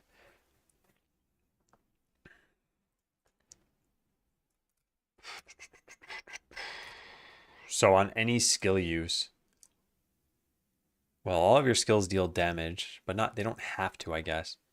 So I guess let's just copy paste this and go figure out where we have usability. Get usable abilities, wait for player to have a usable ability, automatically usability, and then took turn down here. Yeah. All right, so we're going to call this mental swiftness. Eventually be an ability. So if this is not needed here, if you are the mage, then you have a chance of resetting all your abilities. Maybe like a 20% chance. I don't know. This really isn't going to matter. Yeah.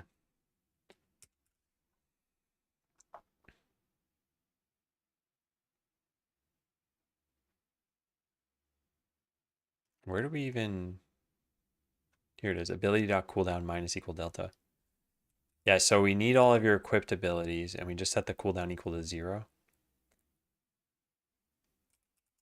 For ability.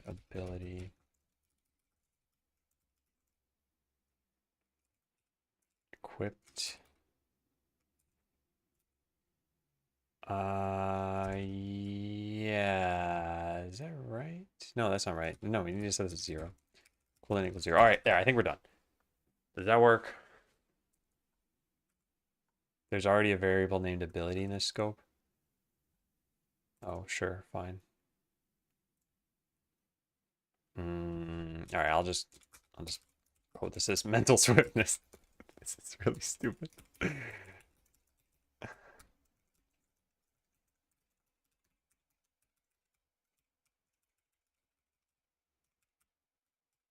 Cool. All right, so let's go try that out. Let's just hard code it to 1. And let's go give Boulder a really long cooldown of 10. And let's have it do even more damage to every enemy, 15. Okay, and now let's go test it. So now Boulder should seem like it has no cooldown. So if I get into a fight and I choose Boulder, oh wait, not the first time around, I guess. But if I use Lightning Zaps, this should immediately be off cooldown, right? It does not look like that happened, which means something is wrong. Let's go find out. It works with voice? Yeah, it works with voice. Hey, No Ball. Love the theme of the channel. Just starting as well, doing web development. Keep it up. Going to watch while working on some Python. Nice, yeah. Welcome to the channel. Yeah, I've been all over the place since I returned to streaming. And I've got it all in this journal, which people have access to. Moose, thank you for subbing. Welcome, welcome, welcome. Yeah, I've got it all in this journal. I worked on a chat bot for a while because I wanted my own bot that I had full control over. And I'm happy I have it. I'm not necessarily sure I'm happy I did it. It's one thing to have a product, it's another to go through the process of making it. Like I learned a lot and I appreciated doing it myself, but I don't know. I felt like I was kind of floundering for a bit. And yeah, so we were working on game stuff for the last, couple weeks. And game stuff will probably take over the next several months of time. Then maybe we'll pivot to something else totally different. I don't know. We'll see. It's pretty much the motto of the stream is we'll see. Okay, so to see how we do this, we set a breakpoint here and then run the game.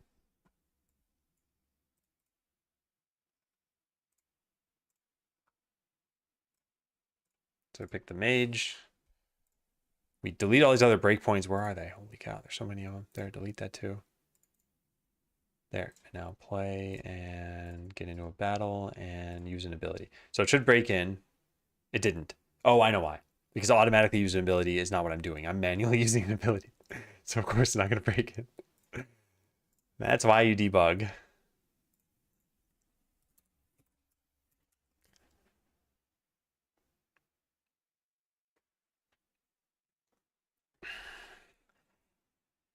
Yeah, I mean, I agree with what you say about learning.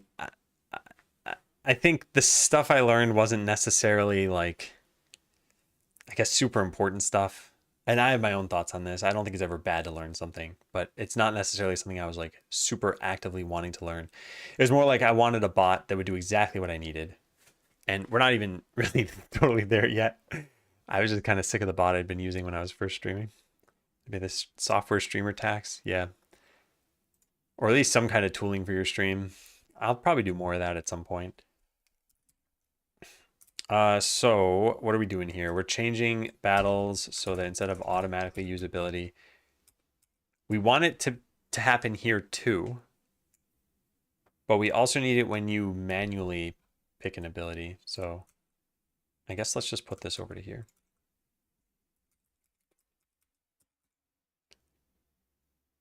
Oh, this also won't work. This needs to check to see if it was you who did this. How about this? Let's get this functioning first, then I'll worry about refactoring in a sec. So where else do we put this? Where do you use an ability? Well, there should be a process characters. Battle character, take turn.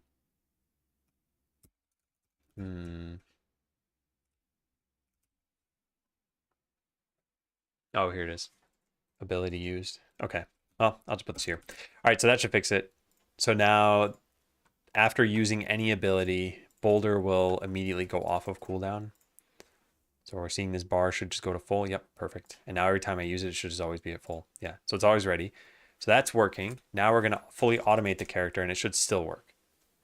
And it's sort of hard to tell because I guess it has to use Boulder, but we can see when it uses it. Yeah, it just used it there. Yeah, so this is working. And now let's cut it down to the amount of time it actually, or the amount of chance it should be, which is maybe like 20%.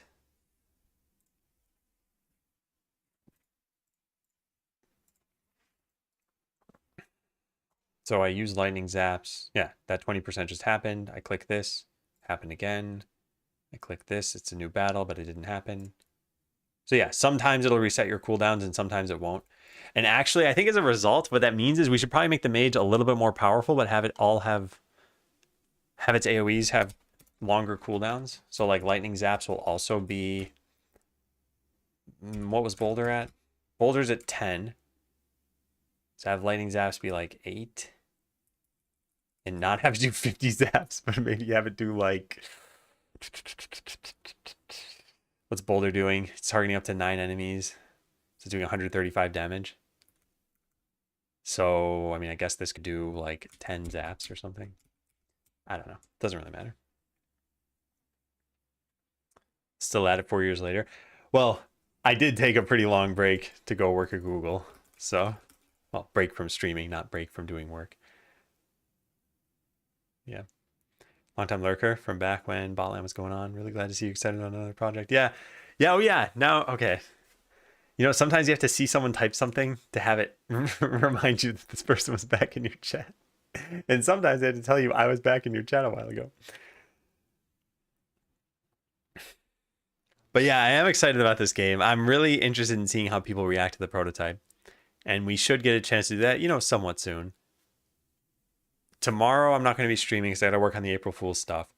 And then all of next week should pretty much just be for coding. Except for Tuesday. What happened to Botland? It was discontinued, that's all. Yeah. Just wasn't successful in a commercial sense. We considered creating short format YouTube videos in the creation of this game,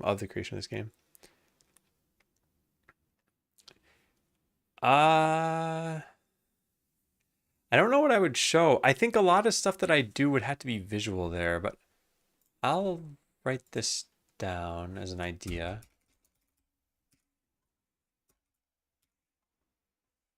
Well, I had this written down somewhere.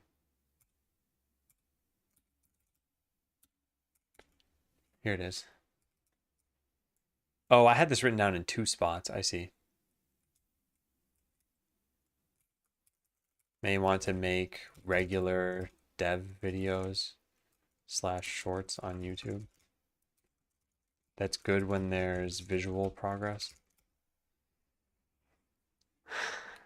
I think Botland was okay as a game. I think the game loop got a little tedious. And I think the reason why is you had this huge layer of abstraction over what you wanted to do in the form of that automation you had to write. Like, I think the concept, I like tinkering with scripts, I like beating someone's defense, but then making like very fine-tuned changes, bad idea.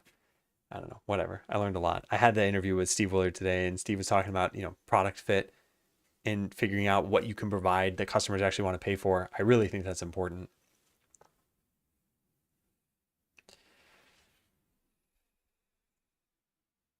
A list of players and how to beat them.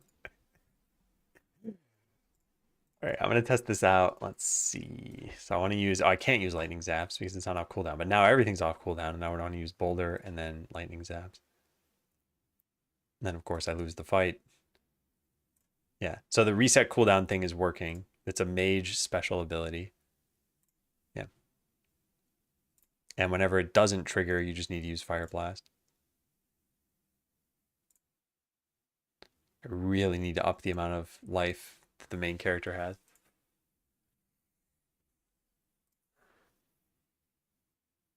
But I like that. That's pretty good.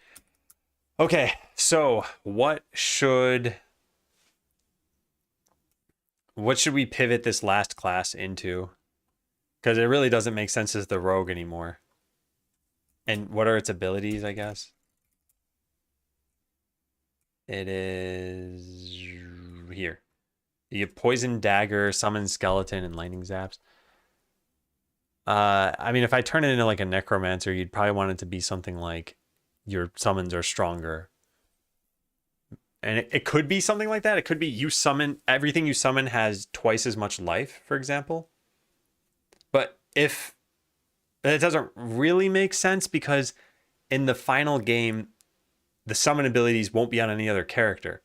So saying they have twice as much life might as well just be that each ability is just twice as strong, and now you have no class defining ability. So maybe something else. If we pivot the rogue to a necromancer, what would its class defining passive be?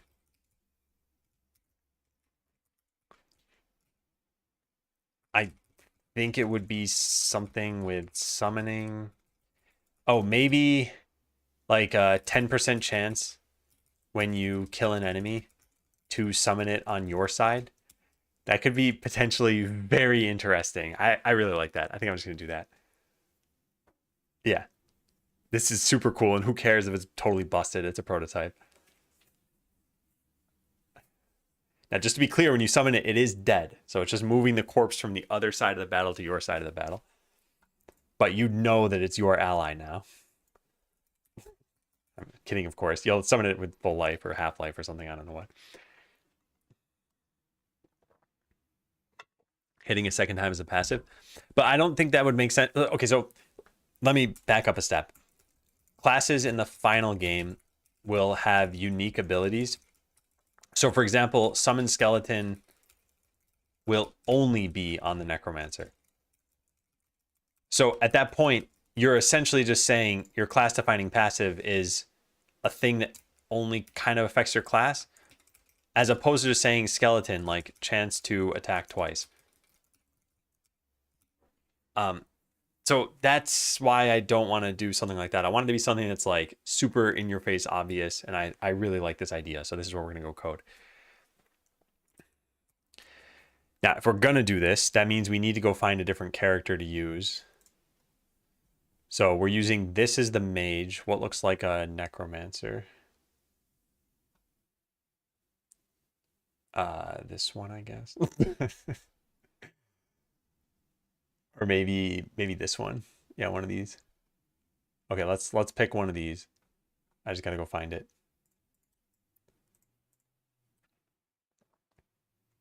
Where are you?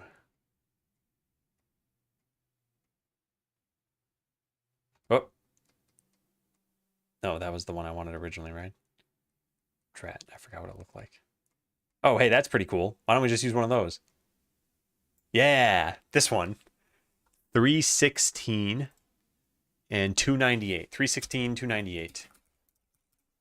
316, 298.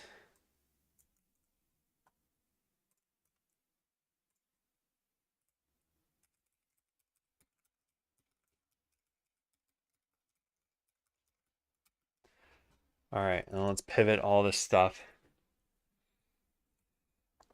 You're on a watch list. All right, so rogue, not a thing anymore. Delete, delete, delete. Necromancer. Summony person. I'm not putting any time into this stuff. All right, there we go. We have just undone the rogue from the game. So let's go see what that looks like. Oh yeah, there they are. Necromancer. Summony person. Oh, it's done. It's perfect. Yeah, this is awesome. Okay, cool. I like this a lot better. I mean, I like the idea. I just changed sprites. That's not the part I'm talking about here. All right, so now we got to go code this. So when you kill an enemy, there's a chance you summon it on your side. So what do we call this?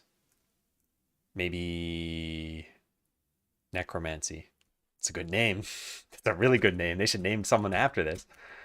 All right, so we go into the battle window and we code necromancy.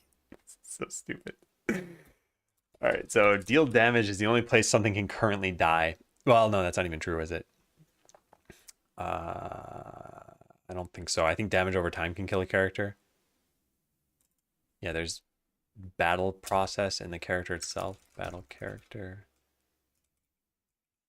Process goes through debuffs. Yeah, so this can kill a character, and if a character dies, what happens? Nothing. Nothing whatsoever. Yeah, so we need a way of knowing that it died. Or wait, maybe something does know? There's a leveled up signal. Something about life. And what bleed? What does bleed do? Bleed tells the damage, or tells the battle to deal damage to this. So I guess everything is funneled through deal damage right now. This is probably a bad idea though. I mean, imagine something like the Necromancer eventually gets a curse ability, which says like in 10 turns, kill the enemy, which would be kind of interesting, but also super powerful. But that would not be dealing damage, it kills it. It would just be some like debuff that kills it. But for now, since everything goes through here, let's just use this. So how do we do this? This is execute. And this is if character life is this. Yeah, so character died. Else if so if the target is not the player and the player is a necromancer, then we're going to say I'm just gonna call necromancy, I guess. And let's put this next to mental swiftness. Yeah.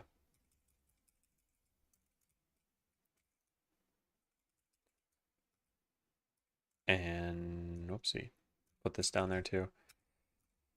Okay, so a 10% chance or a 15% chance or something to summon this thing back to your side. So this will be the target. Target or like dying thing, dying character, battle character. All right, so we have a summon in the game already. Summon slime or summon skeleton. And this is just called add character. Add character. So first we checked if there was space. Then we added them to a particular position. This is done. This is...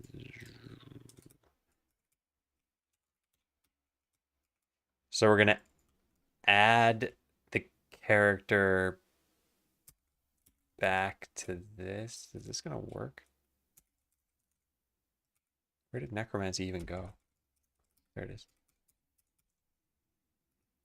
So add the dying character, I guess, to the primary battle character. Yeah, this. All right, so now let's set this to 100% chance, and let's try this out.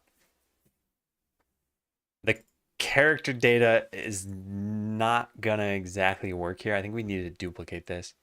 I wonder if you can duplicate anything in Godot. Should summon a skeleton if the enemy is killed. Okay, yeah, that's probably a better way of doing this. Now that I think about it. Otherwise, we're getting into some like weird scenarios where you like resummon a boss or something like that. Yeah, should probably just summon a skeleton on kill. All right. In which case, what I'm doing here is kind of stupid. Also, we won't even be able to kill anything in this battle. Because we're just going to keep taking damage. All right, let me crank up my life.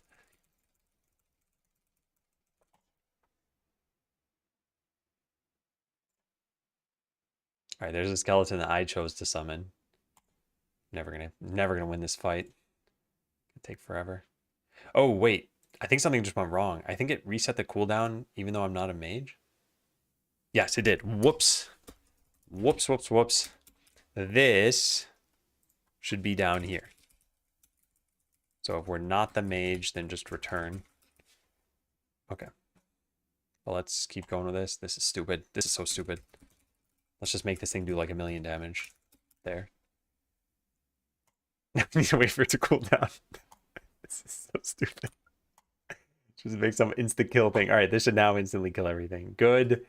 And that was stupid because the whole point was to test to see what happens when you just kill like one thing. All right, well, whatever. We're changing this.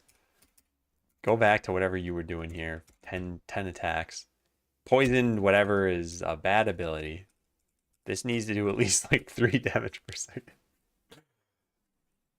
Wouldn't that cause the character to join the player side with 0 HP? Yes, it would. Yeah, and so that's why we're going to reform this. And so even what I was testing would have made no sense anyway.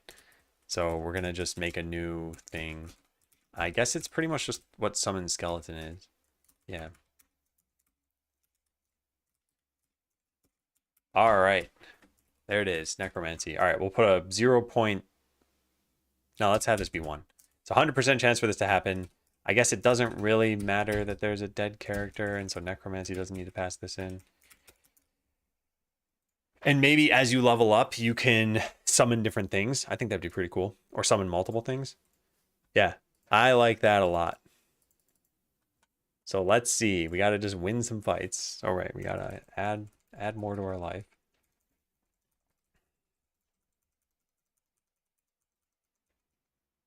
All right, we're just waiting for one of these things to die. Stupid way of testing this. All right, I'm purposely summoning this one, but an enemy just died, and so I actually got two. And now the skeleton should help me kill stuff a little bit faster. Not that they're very good. All right, now that one's going to die. Yep, I got another skeleton. Yeah, this is pretty cool. Pretty cool indeed.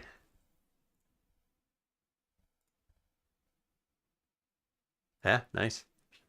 Now everything's just going to fall over. Maximum skeletons.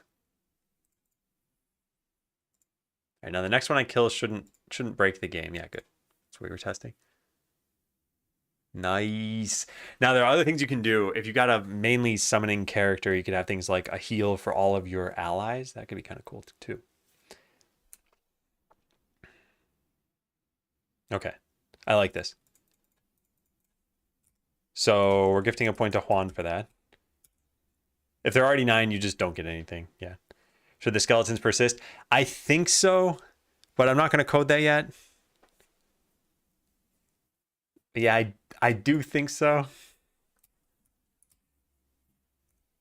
We probably should. I'll just write that down as like, maybe I'll put it in polish. Make summons persist between fights. Okay, are we done with this now? So make class defining abilities. Yeah, so now all we have are the mods. Let's go check this in. What time is it? Yeah, I got to take a break. Maybe a persist maximum. Yeah, for balance, definitely. I think you'd want those considerations. Although it is kind of cool to enter a battle and just have a ton of skeletons. I guess one of the problems with summoning skeletons and not summoning the enemy is that if you go into a starter zone, you can get up to your maximum number of summons and then go into a stronger zone and use them. But I mean, if you're doing that, then fine. I really like the foundation of this game, by the way. I think it's shaping up pretty well. Okay, I'm gonna take a quick break. When we come back, let's check in. Let me write that down. Let's check in. So where I left off, check in, fix debugger issues, see Godot, and check in. All right, is it jump time? What is it? What are the stupid captions? Captions. Where is this? Just temp. Is it in here?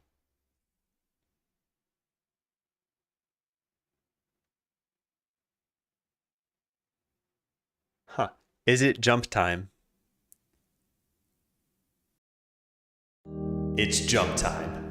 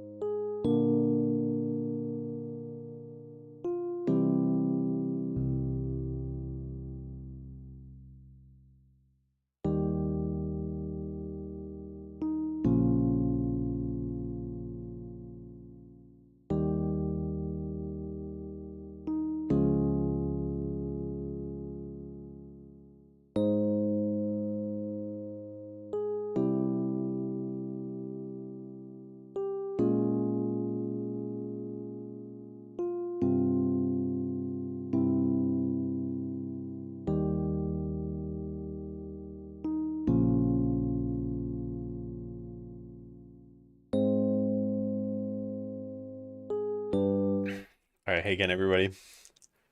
How'd the game go? Close the game. You hear that? It got the twice. Close the game. I should just have it get. I should just have it get all the typos. Close the game. There. All right, now presumably it closed. Yeah. So let's just go do that really fast because this is getting annoying. Where did I put that? Where did I put that? Code vocal streamer. Yeah. So I'm sick of this.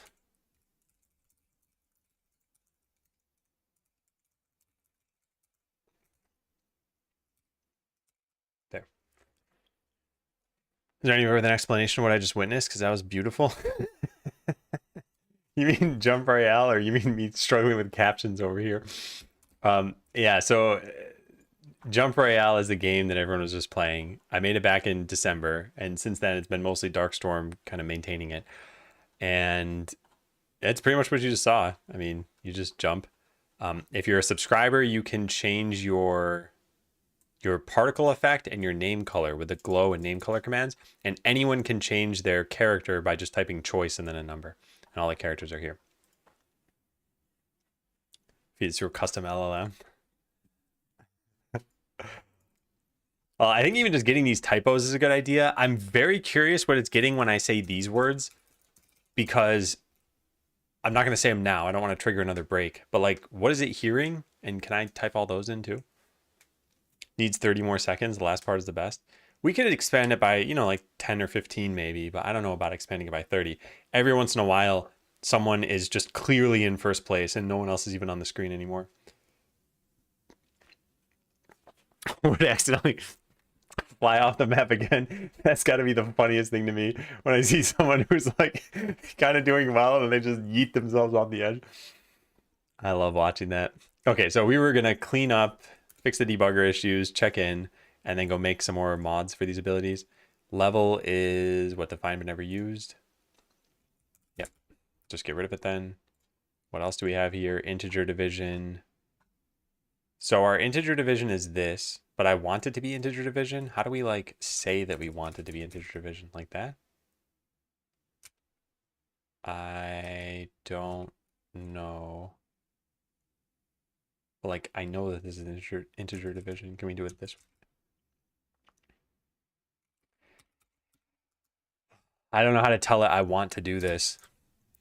GD script integer division. What's the warning? Yeah, it's just integer division.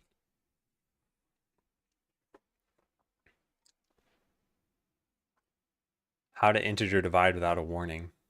Yeah, how do you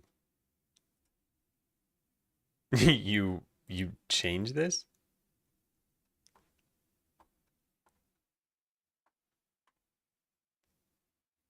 You can just ignore the warning? Seriously? Type 3.0 instead of 3. Oh. How'd they know I had 3 typed in though? Okay, so that fixes that. I was fine with it being integer. Oh, actually, no, that won't fix this. What am I doing? No, it has to be integer division, and that would turn into floating point division. You can wrap the whole thing in int? No. You can't. Yeah, I guess we could just floor whatever the result is. I'm just going to put the warning ignore up here. You can't even do this. How did you get rid of this thing? Oh, man.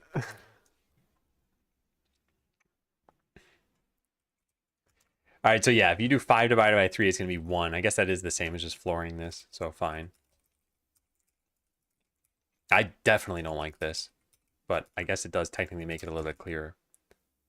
Argument 2 requires a subtype float, but the supertype variant was provided. Oh, is floor not always going to return? Oh my god, seriously. This is getting kind of stupid. All right, so it needs to be a float. Actually, can we just do this as float? All right, there. Yeah. Try and stop me. All right, and then next one, this is what is going on here. Grid position is a float, and we're narrowing it here. I am intentionally narrowing it. Can we just say this is all an integer? Yeah. Okay, so now when we run this, we shouldn't have any issues, right? Whoa, whoa, cannot click stuff anymore.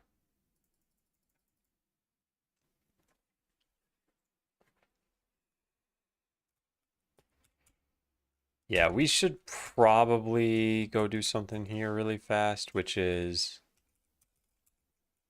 if, how do we check if this is owned by the player? Do we not have this information? What? What's going on? I had something written here before. What do I have for that? Oh, because the character class can only be the player if you have one of the 3 classes. Is that how I did this? Yes, that's how I did this. Okay, so let's just copy paste that back in then. Or alternatively, no, this is fine. Let's do it this way. All right, so if character class is one of the character classes that you can control, then life equals max life, and max life equals 500. I don't know. All right, so what are we checking in? Grid index is now saved for each character. That's good.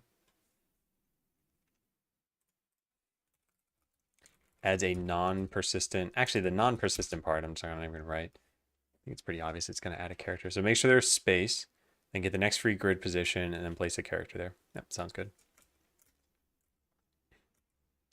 Looks good, looks good, looks good. Yep, because we put the condition over here. Looks good. Oh, nope, that's not good.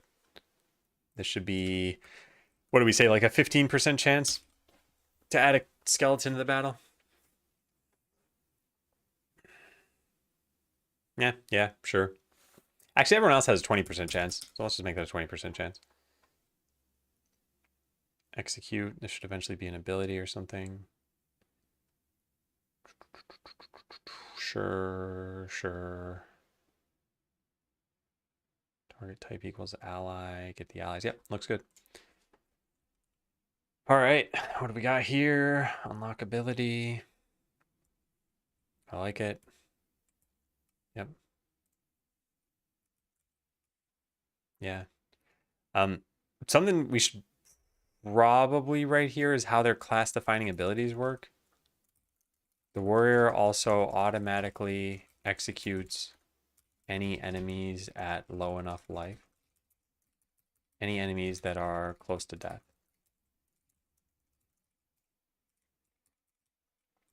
All right. Oftentimes rapidly cast spells. Summoning person. Chance to summon a skeleton on when an enemy dies. Okay. Looks good, looks good. Looks good.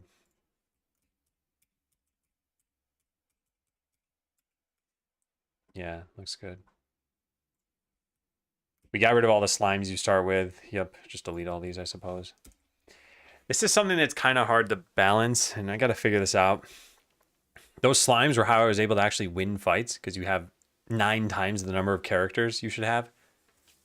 So that is something to consider, which is like the warrior needs to be as powerful as the necromancer's entire army, or else the characters are imbalanced.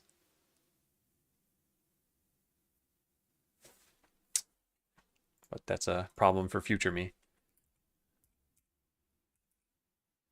I add in all these mods, but these don't even work, right? Why don't they work? This might be something I need to actually change.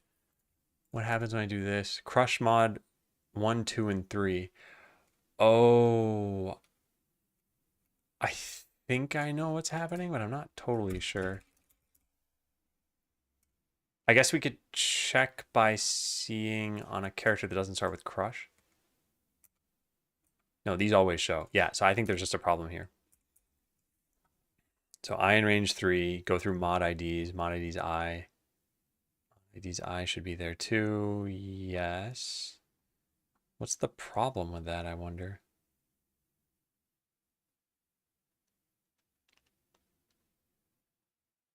What is the problem with that?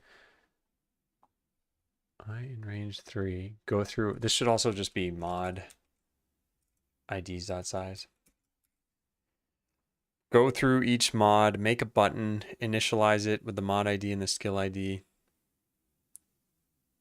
Give it a name. Oh, because the name was already taken? Is that what's going on here? So I need to make it a skill ID and a mod ID? Okay, well, whatever. I'll try this and we'll see if that fixes it.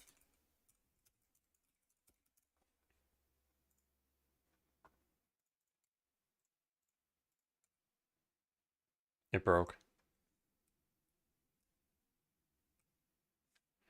Now it's a text on 121.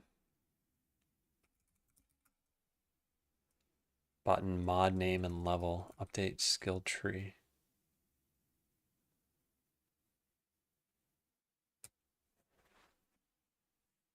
Mod ID, skill ID. This assumes that you have it and you don't necessarily have it. Oh, that's the problem.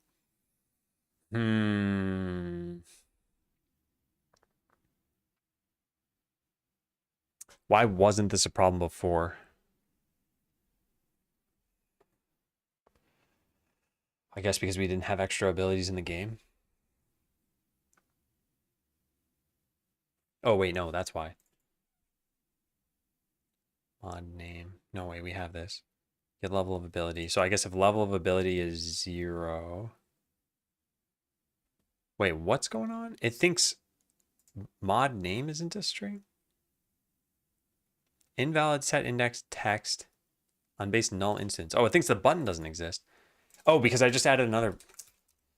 Yeah, whoops. Okay, so we need the skill ID and then the mod ID if we're going to do this. This is not going to work. Yep, it's not going to work.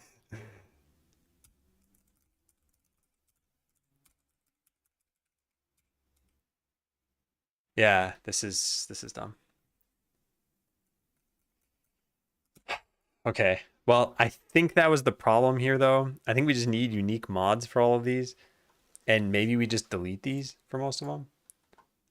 Well, these ones.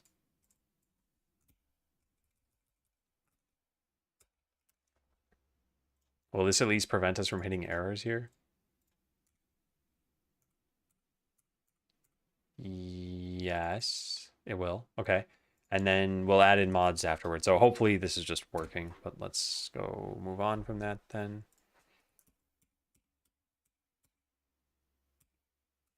Good. Yeah, added in a bunch of abilities. I'm not going to look over these too closely. I don't really care too much about these as long as they're like mostly working. Yeah. Okay. So add many more abilities. I also changed the rogue to a necromancer. Okay. That was a pretty big change. Now, I will never stop saying this until the prototype is done, but this is prototype level code. So you just saw me make some mega commit there. I would not normally do that. I would normally split that up into meaningful small commits, and I wouldn't have waited that long to do so. But we're just trying to barrel forward here. So add a sure. Add a minimum of 2 mods for each ability. All right, so let's just work our way down the list. We have lightning zaps. What were our mods that we had for that one? Duplication, chance to cast the spell a second time with X over 2 bolts. And bounce, chance for bolts to bounce to another target. Chance for bolt to explode and affect adjacent enemies. Okay, let's code the first 2, I guess. Duplication and bounce.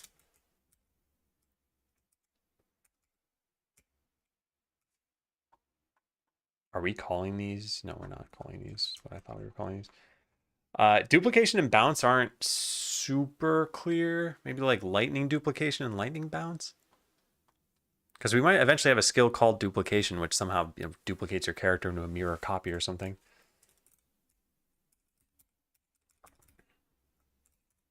Yeah, I'll just call it lightning zaps duplication and lightning zaps bounce.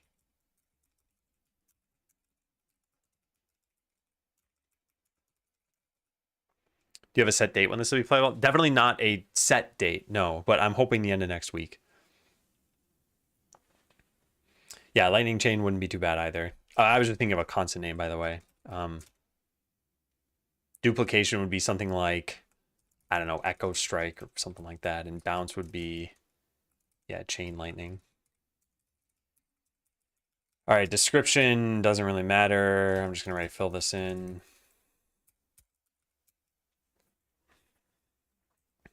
And is that it? I think that's it. Okay, now we go code this stuff. Head on over to lightning zaps. So how did I say this was going to work? Chance to cast the spell a second time with X over 2 bolts. So func cast skill with all these same things. And now var num casts int equals 1. And we did all this stuff inside of slash. I'm going to definitely want to simplify this system in the future. So what's this called? Duplication, Echo Strike. I just call it Echo Strike if I'm going to do that. Oh yeah, and these abilities IDs don't even exist. And what was the other one? Chain Lightning. It wasn't duplication though. Echo Strike. That is. Okay, so if you have Echo Strike,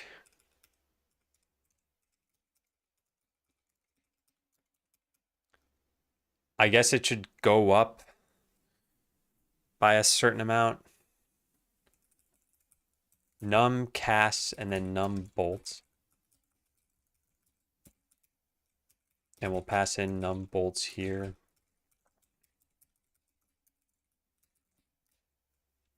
All right, so Echo Strike is a passive ability. And we get your chance for multiple casts. I don't know how this should scale exactly, and I don't really want to balance this right now. So what we're going to do is just, if you have Echo Strike, if Echo Strike not equal to null, then num casts equals 2. So we'll just always cast more. And I guess the second time around, it's supposed to shoot half as many bolts. So num bolts equals floor of num bolts. Actually, we don't need to do this. It's an int, so we can just say num bolts divided by 2. So let's see, how does that work? When you get to 3, 3 divided by 2 with integer division is 1. And then 1 divided by 2 with integer division is 0, I guess.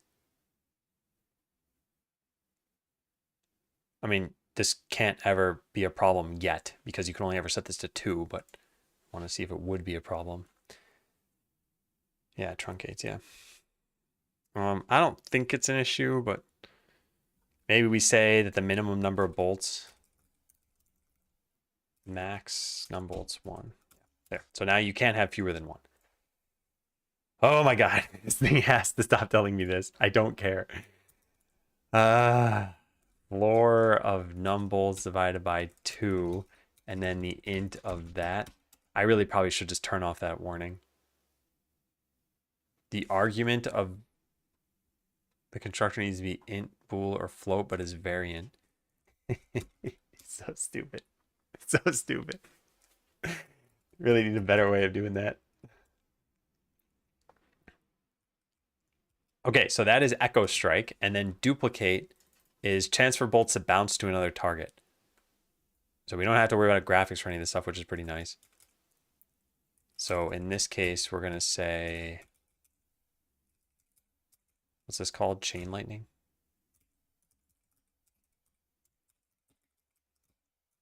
Yep. So if Chain Lightning is not equal to null,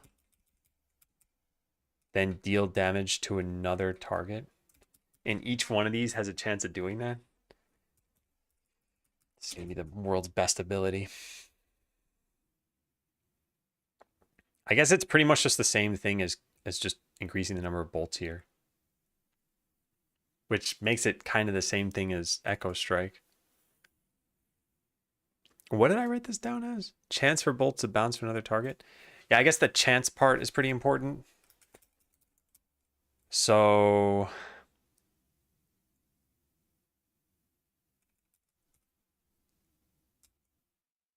yeah, if Chain Lightning is not equal to null, I guess let's get the chance for Chain Lightning here. Var chance for chain lightning. So it's 0 by default, and if it's not equal to null, then we set this equal to the level times 0.05. I don't know. None of this matters. Okay, then in here, we're going to pick a number of, well, I guess every single time we pick a target, we're going to pick how many targets there are. Num targets int equals 1. If this is less than or equal to chance for that, then set 2 targets.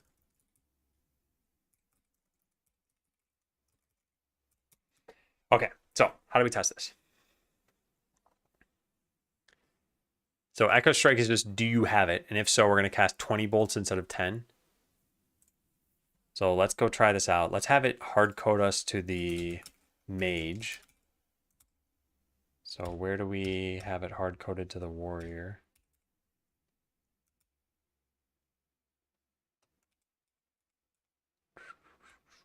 I have no idea where this even happens. Oh, here it is, mage. Okay, that way we can skip the title screen because this is tedious. Also, I didn't mean to check that in that way, but whatever. All right, so we have no skill. Oh. Guess we need that to not have a cooldown of 1,000,000. There, so now it has a cooldown of 1. All right, there we go. So I'm going to click this. It's going to do a bunch of damage. Yeah, so it did 10 bolts for 5 damage each. Now we're going to get, oh, we don't have any mods. Whoopsie doodle. Let's go code some mods. Constants. So we want this and this in skill tree so that the mods of lightning strike 1, 2, 3, 4, 5. 1, 2, 3, 4, 5. So we put this here.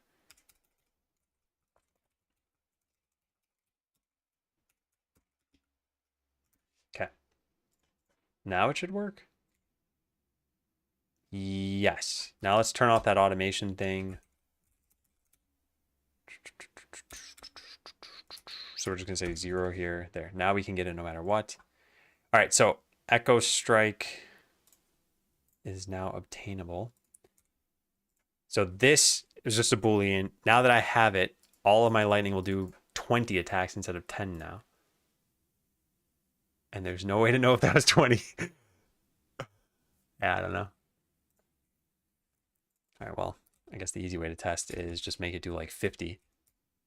Num cast equals 10. Oh, wait, no, it wasn't 20. It was 15 because it cuts in half every time. All right, well, let's just do the same thing we did over here. Should be a chance for this to do multiple casts. Chance for Echo Strike is 0. And if Echo Strike is not equal to null, then the chance is going to be the Echo Strike level times that. I don't know, maybe 15%. Yeah, and then numcast equals 2.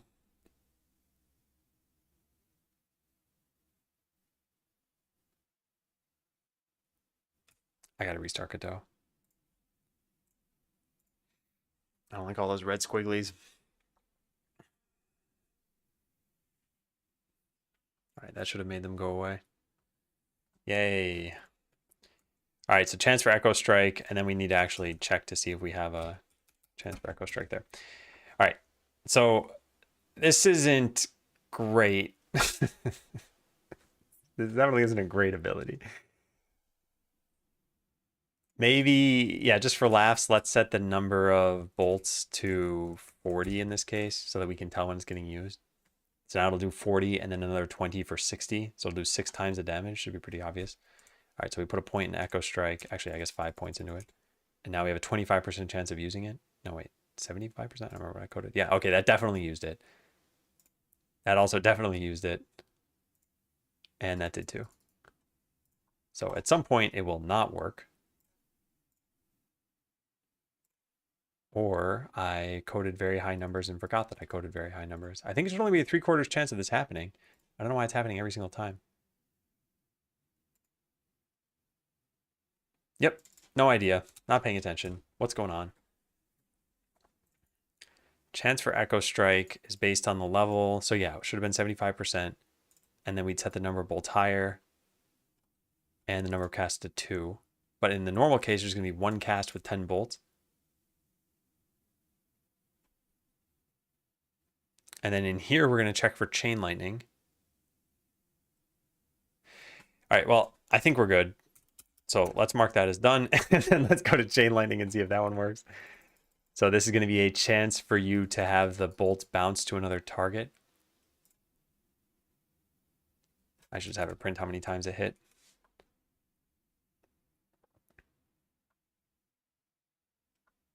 Yeah. Total int equals 0. Total plus equal num targets. Print total zaps.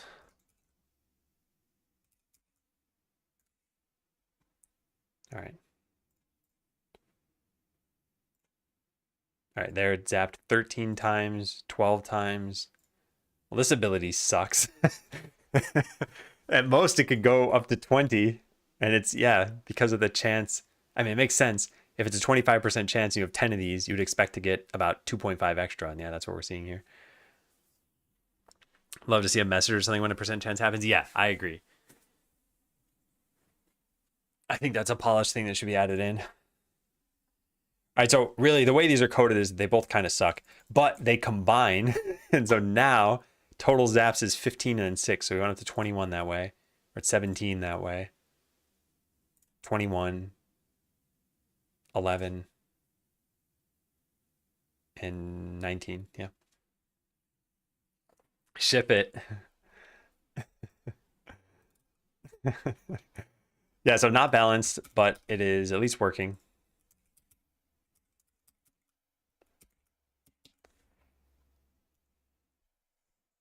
All right. So those two things have been coded.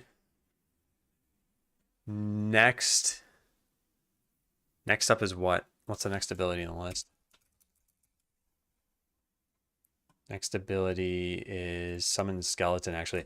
Summon Skeleton isn't something that I added here. I guess I should write down Necromancer and just say that I scrapped most of this.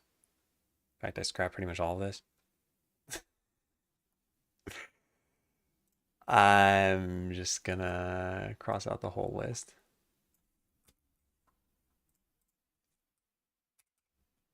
And then here we'll write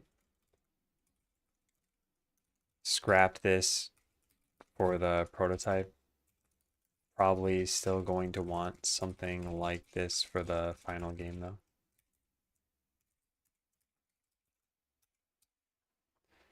All right, so Necromancer gets Poison Dagger. These are active abilities, so put this under active. It gets Summon Skeleton, which we got to design, and then its passive is going to be Necromancy, 10% chance. I guess it's right at the way I've been writing everything else. X% chance on killing an enemy to summon a skeleton. Could change the summons or the power of the summons as this levels up. Okay, so Summon Skeleton itself is an ability. Summons a skeleton. High cooldown. So mod 1 could be something like chance to summon multiple skeletons. I mean, it's kind of a boring mod, but it really doesn't matter too much. And then I think mod 2 would be something like, add life leech to skeletons or something like that. Maybe summoning a skeleton heals your entire party.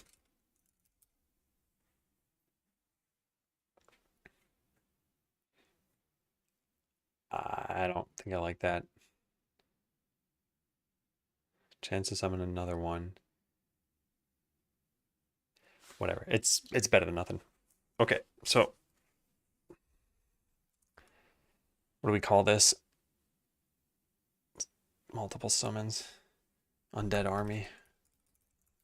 I'm so original.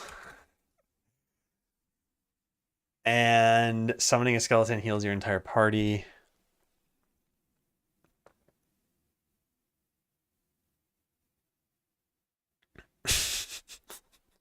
What do we just call this? Bones? Doesn't make any sense. I don't know. I'm gonna write it as is what's the hang on a second, let me look this up.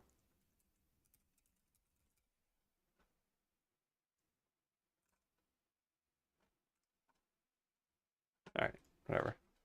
Uh Marrow. That's not what I looked up. I don't know why I just typed that out here either. Um I don't know what to call this. Skeletal healing, whatever. Just not think about this for too long. Necrotic restoration, yeah, sure. You know what? There. Chat helping out. That's what we're calling it now. Bone marrow transplant. You imagine that happening in the game? Like, I just summoned a skeleton. Let's go over to there. Take some marrow from that one.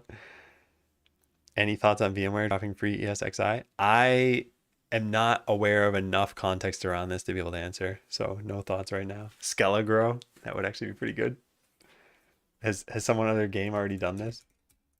Sounds like a Futurama thing. Oh, Harry Potter. Okay. That's where that came from. Can't use that.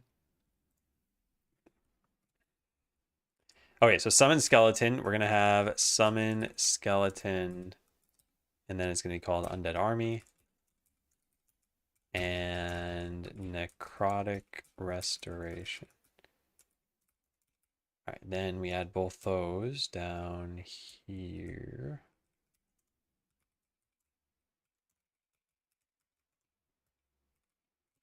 Okay, Undead Army. Fill this in and duplicate the whole thing so that we get that one.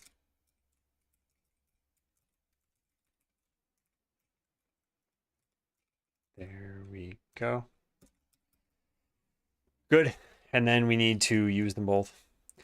So, chance to summon another skeleton or multiple skeletons. How about we just make it like a plus 20% per level to get another skeleton? Had big brain plans for it and found out it's not free anymore. I mean, you could still go forward with the plans, but I'm guessing it's expensive. A lot of times, I feel like in the software world, you'll see paid software or something that was free become paid, and then all of a sudden the open source solution will get a lot of people glomming onto it.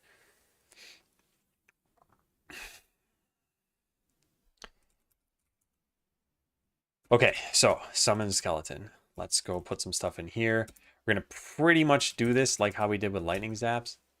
Let's close out some of these things. So let's just copy paste this over to here.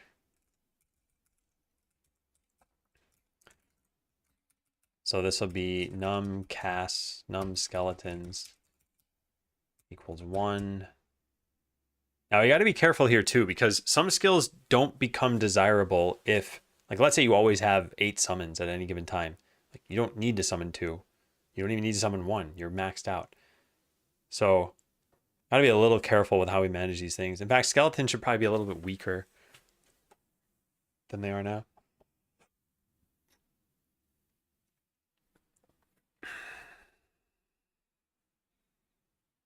Well, I hope you figure something out, Wing Out. Undead Army. This is summon. Be nice if it could fill this in, but Godot doesn't know about it yet. I don't like having to type these things out. So chance for Undead Army. Let's float 0. This is actually going to be, oh, I guess that's fine. Yeah, so if Undead Army is not equal to null, the chance is going to be set to the level times 20. And then if we're less than that chance, then we say the number of skeletons goes up. Then for iron range skeletons, summon them. Okay, so there's Undead Army. And let's go and add this into the skill tree. So it's going to be the bottommost thing in the list. And they're going to be this one.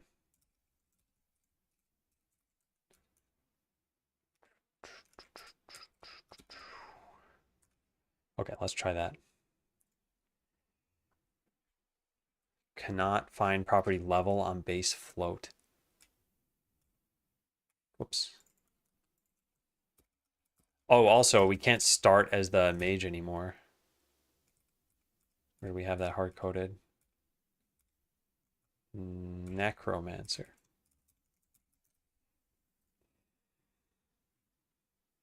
Make them weaker if there are fewer of them. If there are fewer, I think I just want them to always be weaker because I don't think I want your party maxing out and then some of your skills will just be kind of useless. Oh, look at that. Someone's skeleton takes forever to come back. How could I forget? Let's set this to 1 second. Well, let's just restart this.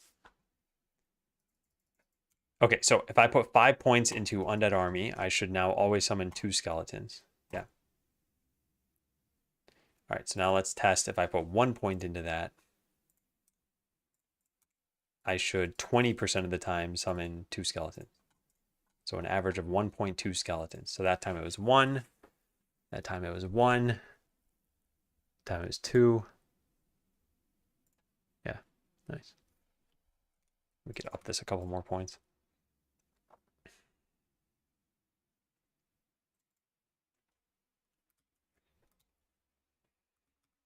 So that was the first one. The second one is summoning a skeleton heals your entire party. We don't even have healing in the game right now.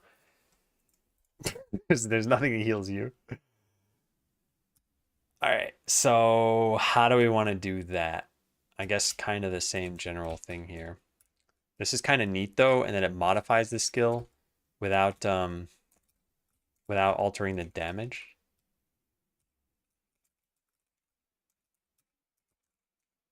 Yeah, I hit myself for negative. That could be how we do this. So in this case, I think it should be that it heals you for a percentage of your life missing. Or not percentage of your life missing, a percentage of your max life. But I don't know what this should be capped at. Maybe like 20, not even maybe 20%. So I don't know, like 4% per level. Healing percent.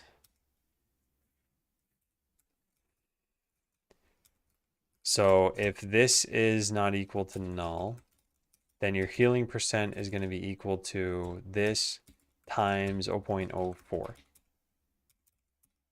And then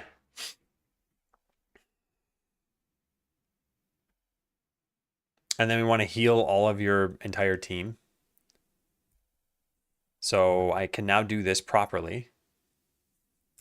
I go in slash and I search for this. So we get that and we get, wait for it. Here we go. All right, this is the code that I want in Summon Skeleton.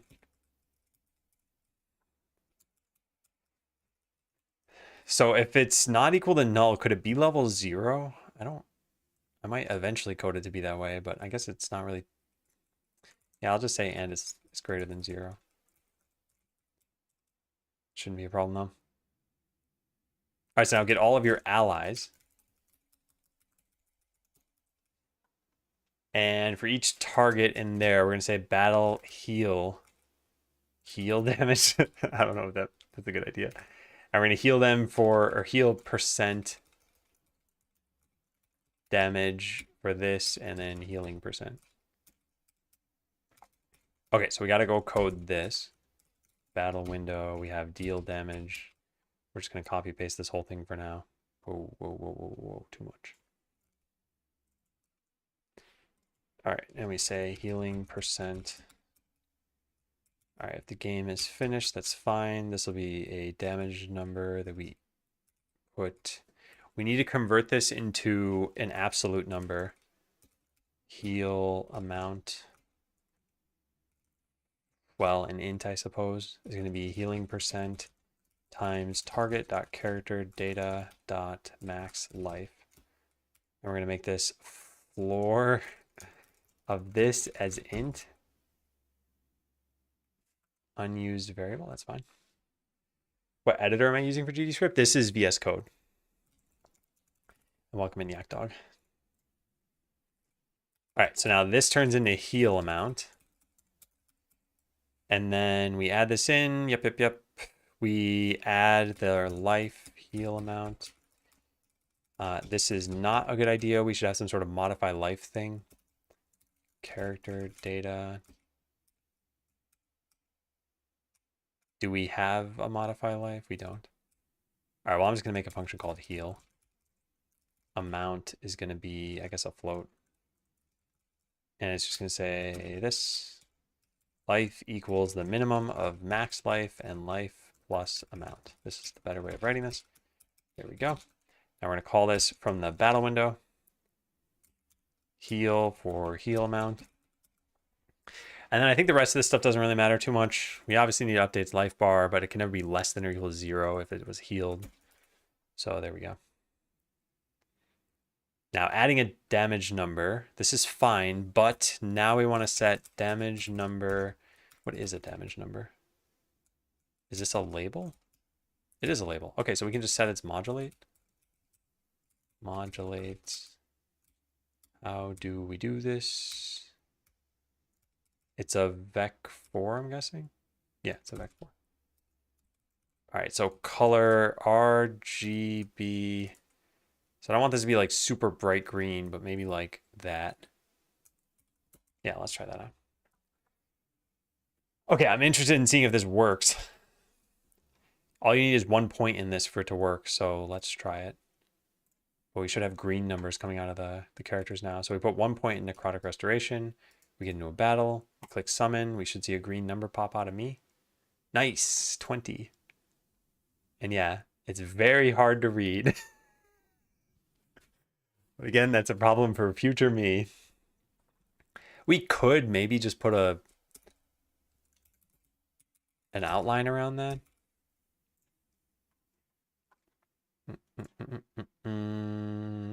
Outline. Color. Black. And size 1 pixel. This might make this look super ugly because the font is very tiny. And it's going to be even on damage numbers too. Actually, you know what? I think that made it more readable. Yeah. Probably need to stagger the turns so that you don't see all the damage just popping up at once. It's pretty good. Pretty good. All right. Go skeletons. Yeah. Let's max out these skills. Max out this skill. And just start killing everything. In fact, let's automate the battle. Done. Whoops, not done. Click once. Done. Easy peasy. Are they larger for critical hits? No, not yet. I coded these like super fast yesterday. All right.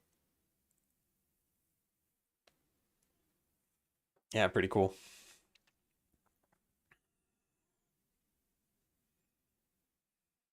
They're just not summoning any skeletons. Oh, there we go. Am I doing it to heal itself? Wow, yeah. Necromancer is basically invincible. Wow, what a powerful character. All because I just coded some numbers higher than they should be.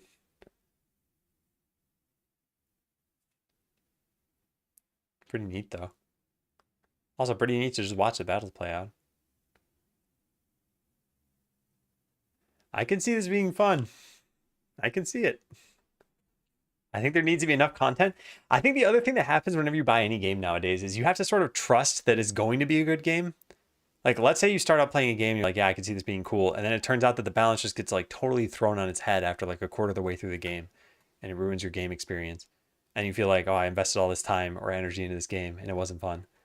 And part of that is where just reading reviews comes in, I suppose. But if you know for sure that a game is going to be good, you can sort of loosen the reins and just sit back and enjoy it. But yeah, cool. We coded this. Making our way through all this. What's next? All right, so we got lightning zaps. We need boulder, fire blast, and poison dagger. So what is boulder supposed to do? Boulder. Oh, I said cooldown increases every use. It's actually not something I coded.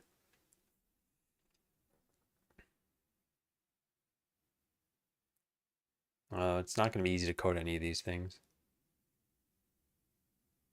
Occurs more of a cooldown. Yeah, I don't have a way of doing that. Boulder shatters on impact and deals bleed damage over time to enemies affected. I mean, that's like the only effect we have now is a damage over time. And the chance to stun, I could do that. And I like the idea of that. So I want to do that one. Yeah, fine. Let's code these two. Shards and stun. And let's just figure out what the other ones are that we're coding. Fire blast. What are they write for that one? Lower target's fire resistance. That's just not a thing right now. Chance to spread the damage over time component to adjacent enemies. I think that's kind of cool. But I'll probably code this a little bit differently.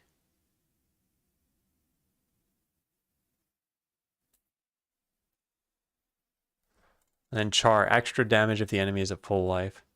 This has to be like a lot of extra damage. Especially because you won't control this at all. Yeah, I'd have to do like triple damage or something.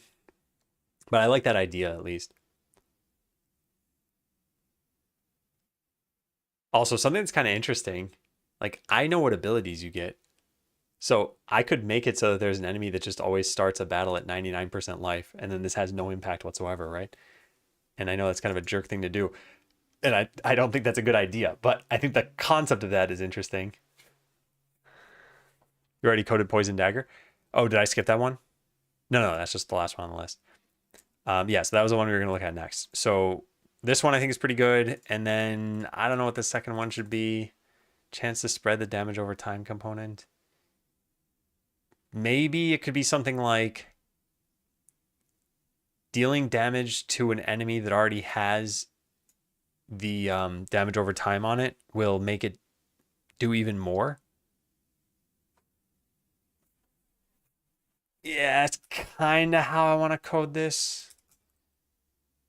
So we're like casting Fire Blast on an enemy that already has, or that still has the damage over time component will do extra damage. Yeah. Available on Android and iOS. I don't know about that. I don't think it should be hard to export for those platforms, but the UI wouldn't work for those platforms. We need to like custom make everything. And then I think this could potentially be an interesting phone game. I think it'd be really hard to manage everything though. And I'll just write burn alternative. All right, so these are the two we had for that. Then what about Poison Dagger? Where are you, Poison Dagger? Chance to spread to an adjacent enemy. If the enemy it's spread to is already poisoned, they take damage as though it's their turn. This definitely makes Poison Dagger more interesting because right now it's pretty bad. X% chance that the enemy can't do anything on their turn. So it's basically just a stun. That's interesting. Yeah, that's interesting. Okay, yeah, I think we'll code both those things. Minimum requirements for this? I think it should be pretty low. Yeah, I think it should be pretty low. One of the things we could kind of test out. How would we do this?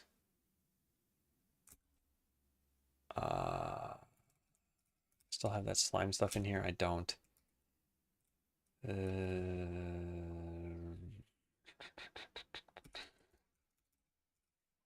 Oh, here we go. Okay, what if I just added a bunch more enemies in here? We're not supposed to have more than 9 in a battle, so I don't know what's going to happen with the layout of this. Probably going to look pretty goofy. Yeah. Then they're also going to just murder my character as soon as I take an attack. Look at all those damage numbers. Anyway, the thing I was going to show you here is I think this should allow for quite a lot going on.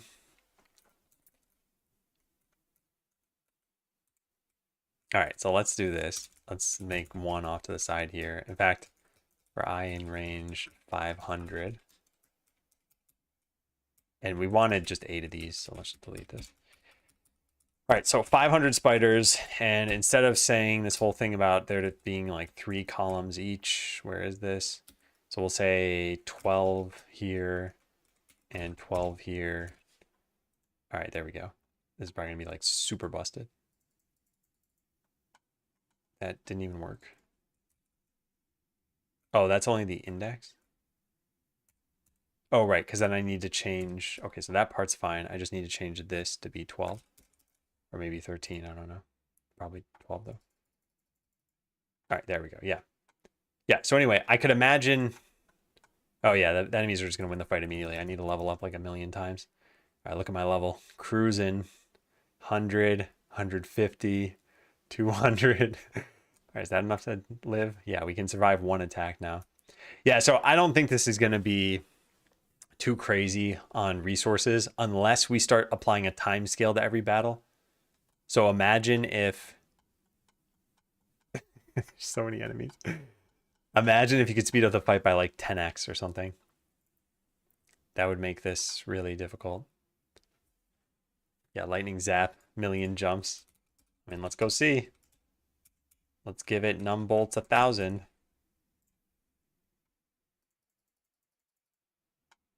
All right, here goes nothing. Yeah, okay, that lagged. And also my character died. Let's raise my character's level. It's definitely lagging. It's creating 1,000 damage numbers. I mean, that's the kind of thing you can bypass. If I just didn't have it create the damage numbers, this wouldn't be lagging at all. And we could even make like a pool of damage numbers so it's not creating them every time. It's just like making them visible or something. Yeah. But we're winning the fight. Oh, look at all the skeletons I summoned. We did it. We gained 5 experience points. All right, let's go undo all the stuff I just messed up.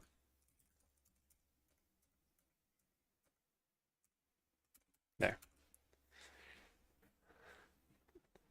That's what the end game looks like. I think the end game will probably involve some sort of time manipulation. Like I said, battles playing out twice as fast or something. And also you'll have many different characters. And that was something I'm hoping I can code on Friday. So the plan was get all of these abilities to have at least 2 mods. So we need to add them for these 3 abilities. And I know what they're going to be. And they'll take some time. I might spend some more time working on it today. But I've been streaming for quite a lot. So that's one thing I want to do. And then after that, I think the very next thing was, yeah, allow for having multiple characters. So in the prototype, I want you to have a maximum of 3 characters, 1 of each class. And that'll at least give you an idea of what it's like to manage multiple. And in the final game, I want there to be like, I don't know, 10 or 15 classes. And maybe a normal playthrough would have you getting like 8 or 9 of them. I don't know.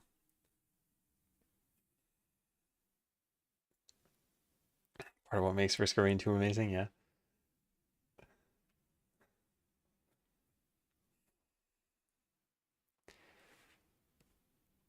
Yeah. So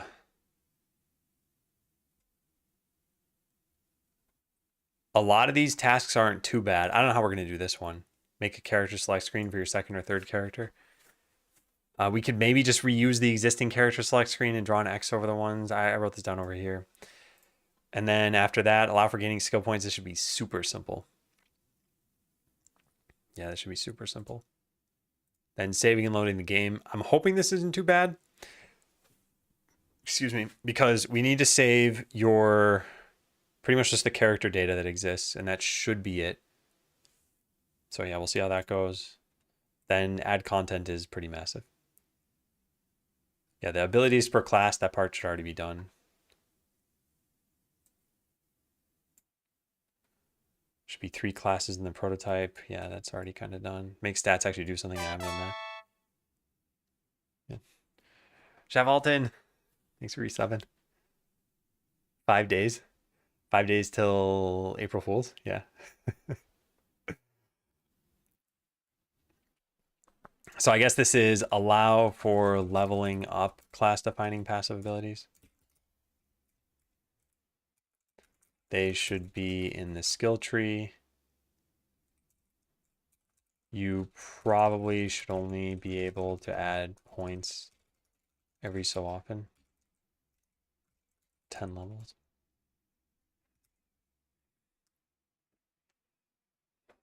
I'm scared of the 10 minutes game.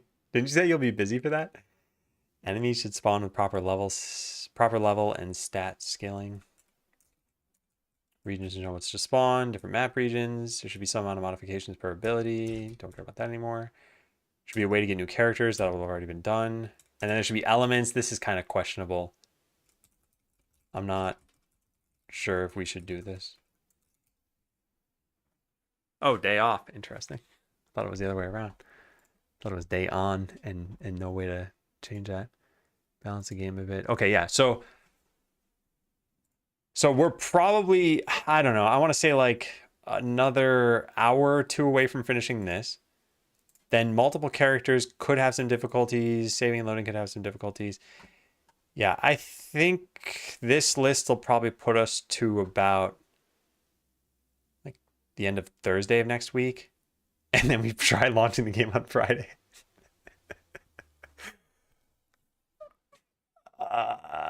Yeah, maybe. Maybe. I don't know. But I'm happy with how this is shaping up. And I'm glad we got rid of the rogue because I think it'll be good to make once there's a proper like buff and debuff system in the game. Oh, do I still have a million spiders in the game? Whoops. This should just say 8.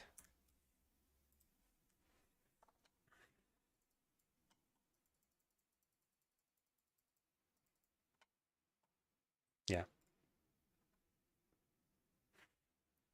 Yeah. I like it. I want there to be zooming in and out as well. And I wonder if a battle's off screen, should we show you like a little window? I have to think how I can do that. Or how I should do that, not how I can.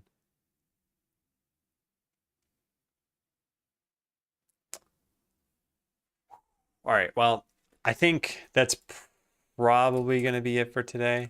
How long did I stream for earlier? 3.5 hours? Okay, well, this wasn't maybe as much as I thought I was going to do originally, but I'm happy with the progress. Let me go raid somebody. Find somebody I have not raided yet, hopefully.